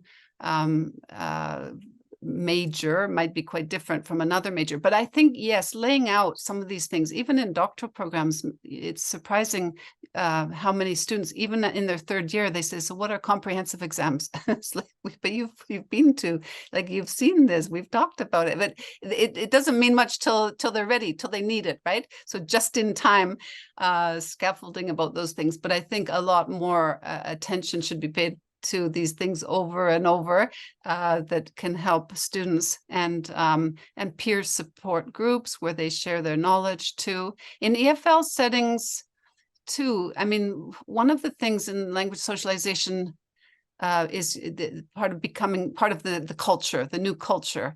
And that's because the earlier research was looking at the dominant cultures people were in, and that they're expected to be there and sort of stay there throughout their lives. But in EFL context, so what is the culture? In Hungary, where I did my research, as I mentioned earlier, the culture of assessment was oral. it was all oral, and there was very limited academic writing being taught. This was in the high school, but it was the same in the university. Everything was oral. I mean, we're moving back toward that because of ChatGPT and AI, I think, more oral assessment, but in that culture, everything was oral. The panel of, high school examinations, a panel of examiners. I sat on one of them while I was there. So that's the local culture. Academic writing came in later, especially with IELTS and other kinds of things. But so it's the question is sort of the local or national cultures around certain things, and then maybe more international practices that, and if people become really good at what's locally expected, that's great, but will it prepare them to move outside that academic culture to other academic cultures? That's a question. So yeah, so those are areas that EFL, there's lots of room for research in those areas too. Thank you. Thank you. I see Professor Ortega is raising her hand. Please join the discussion. But you know what? There are two new questions in the Q&A. I raised my hand because I don't know how to type in my question in the Q&A, but there are. I'll wait, and then I'll ask my question after. Oh, okay. Now I'm so curious. All right. I have a question from Aisha Aslam, and she's saying, in the academic discourse, native speakerism poses problems for the learners. What is the ideal academic discourse then? Is it what the native speakers of English use in their academic discourse? Well, this ties in with Lourdes's presentation too. Actually, many native speakers are not very good writers or public speakers or teachers. And many non-native English speakers are exceptionally good at those things. When PowerPoint first came out, I learned it from my new Chinese graduate students. I said, "What's this?" And they said, "Here, this is how it works, and this is what you do." And so this notion that the teacher and the native speaker to boot will have all the resources and do things the way they should be done is a fallacy. And we know that probably the majority of professors in English medium classrooms around the world are not native English speakers, and some are just tremendously effective. So I think we want to look at what are some good practices, and not so much who's producing them, but what do they look like, what interactionally, discursively, and the other thing is a lot of non-native speakers. I know the terminology is problematic, but a lot of people who've learned English as multilinguals, they pay more attention to things because they're really trying to master these new genres. They may pay attention in ways that people who grew up with the language just think, oh, they can wing it because they know English, and it's not as easy as that. I think the work on writing for scholarly publication that's going on, I mentioned two people in Canada who are doing a lot of work in that area, how doctoral students and others become published scholars. I mean, a lot of it's looking at non-native English writers and their successes and what has helped them negotiate the process. I have a question from Zahid Hussein. Even though I had my master's from the UK, I never had experience in receiving suggestions from my teachers on academic oral presentations. They focused more on writing. Do you think oral academic discourse is kind of sidelined in the academia comparing with academic writing? Yes, definitely. And I think it's often the case. So Naoko Morita did her research on this in 2000. She was my first MA student, and Sandra Zappa did research, and both have published on this. Very often the students will say, we weren't given any guidelines, we weren't given, like, well, I don't know, what am I supposed to do, how long is it supposed to be? It's a very implicit that there's an expectation. People know what an oral presentation is. And these things do need to be made much more explicit and ideally modeled in the early stages by by the professor saying, this is, this is what I expect you to do. So I agree. And also the grading of these things is often kind of fuzzy. So knowing, having rubrics, what do you expect? And that will help a lot. Now, again, because of the ChatGPT, things are going to move more into oral assessment across fields, medicine, engineering, law, because they're really worried about written texts and who produced them. And so there may be a defense of the written text and to see if people actually know what they wrote. And so this will be very interesting too, and maybe there will be more attention paid to it as well. As I said, in the European context, the old Prussian model of oral assessment was very, very dominant, and the expectations were quite clear in that context. But in our kind of Anglo higher education context, they're often very unclear and need to be demystified for students. Thank you so much. Professor Ortega, would you like to go ahead with your question? If we have time, is it okay? Yes, please go ahead. Okay, Patsy, I was so interested in the comments about socialization in the context of decolonial knowledges and indigenous knowledges in academia. They're obviously on the rise. And last semester, I taught a doctoral seminar called Decolonizing Linguistics. And I had 10 students, and it was very clear from the very beginning that we could not do anything normal in the expected ways from the syllabus. What does it mean to have a syllabus where you tell the students how they're going to be graded and what the assignments are, and everything was kind of like, oh, I guess we cannot do that. And as we progressed, I discussed several times with them that what I thought I had always done for my graduate students is to socialize them, right? Socialize them. That's really the most value that I can have with them. Socialize them into the expectations of their degree and then academia, if they stay in academia. But by trying to do decolonizing thinking, which is all about unlearning things and delinking yourself from the way things always have been done, right? I started thinking, I told my students, I said, I don't know if I'm really in the business of socializing, which sounds very benign, very positive, or maybe what I've been doing my whole life as a professor is colonizing you.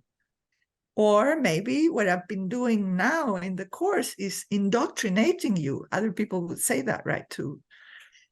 And so from a research perspective, in research in language socialization, is there work making these differences between benign ideas that socialization is always good, and then colonization, and so colonizing minds, indoctrinating minds? Is there any work like that? Well, going back to, thank you very much, Elizabeth Mertz's work, she was quite critical of law school approaches to first semester teaching and kind of, colonizing with a very Anglo-American legal perspective that's dispassionate, even though they're discussing terrible cases of murder and this and that. It's like, don't have no emotion. This is, is it this or that? And so she was quite critical, and also things that about race and gender and class, that where many law students come from elite backgrounds, but many don't. But there was this expectation they were a certain kind of student, and for those who weren't, So, and then she got involved in the American Bar Association at trying to change the curriculum and things. So there are ways. I think with the decolonizing, that socialization, first of all, is not meant to be indoctrination, although it can take that form. It can look like that. But there should be room for innovation, for resistance, for transformation of all involved. With the indigenous stuff, the decolonizing, we have to also take our cues from the indigenous communities, and there's Maggie Kovacs is a colleague of mine at UBC who's written a book on indigenous research methodologies. But this is one of the challenges for the universities. Like, how do we assess these when we have not traditionally had, you know, oral transcripts as a dissertation, or long poems, or chanting, and, you know, other things as part of academic discourse.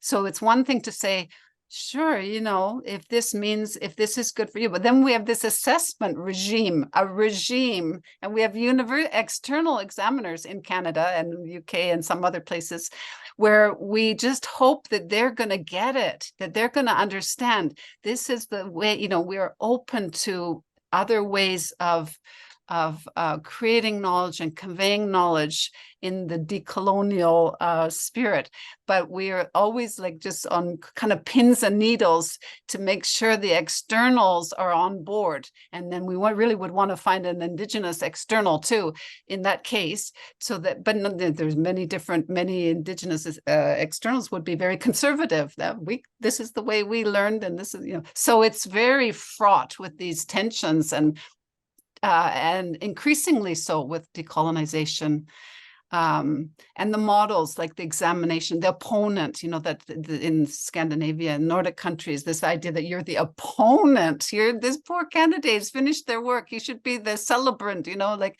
you're the opponent and you present it, and then you ask 2 hours of questions. It's like, whoa, that just the language around that. So yeah, we need to I think the field is changing slowly, but yeah, thank you for that question. Professor Duff, would you allow one last question? Yes, the sun is now rising here, so I have the rest of the day. I know you guys need to have dinner, but one last question from Mohammed Al-Anizi.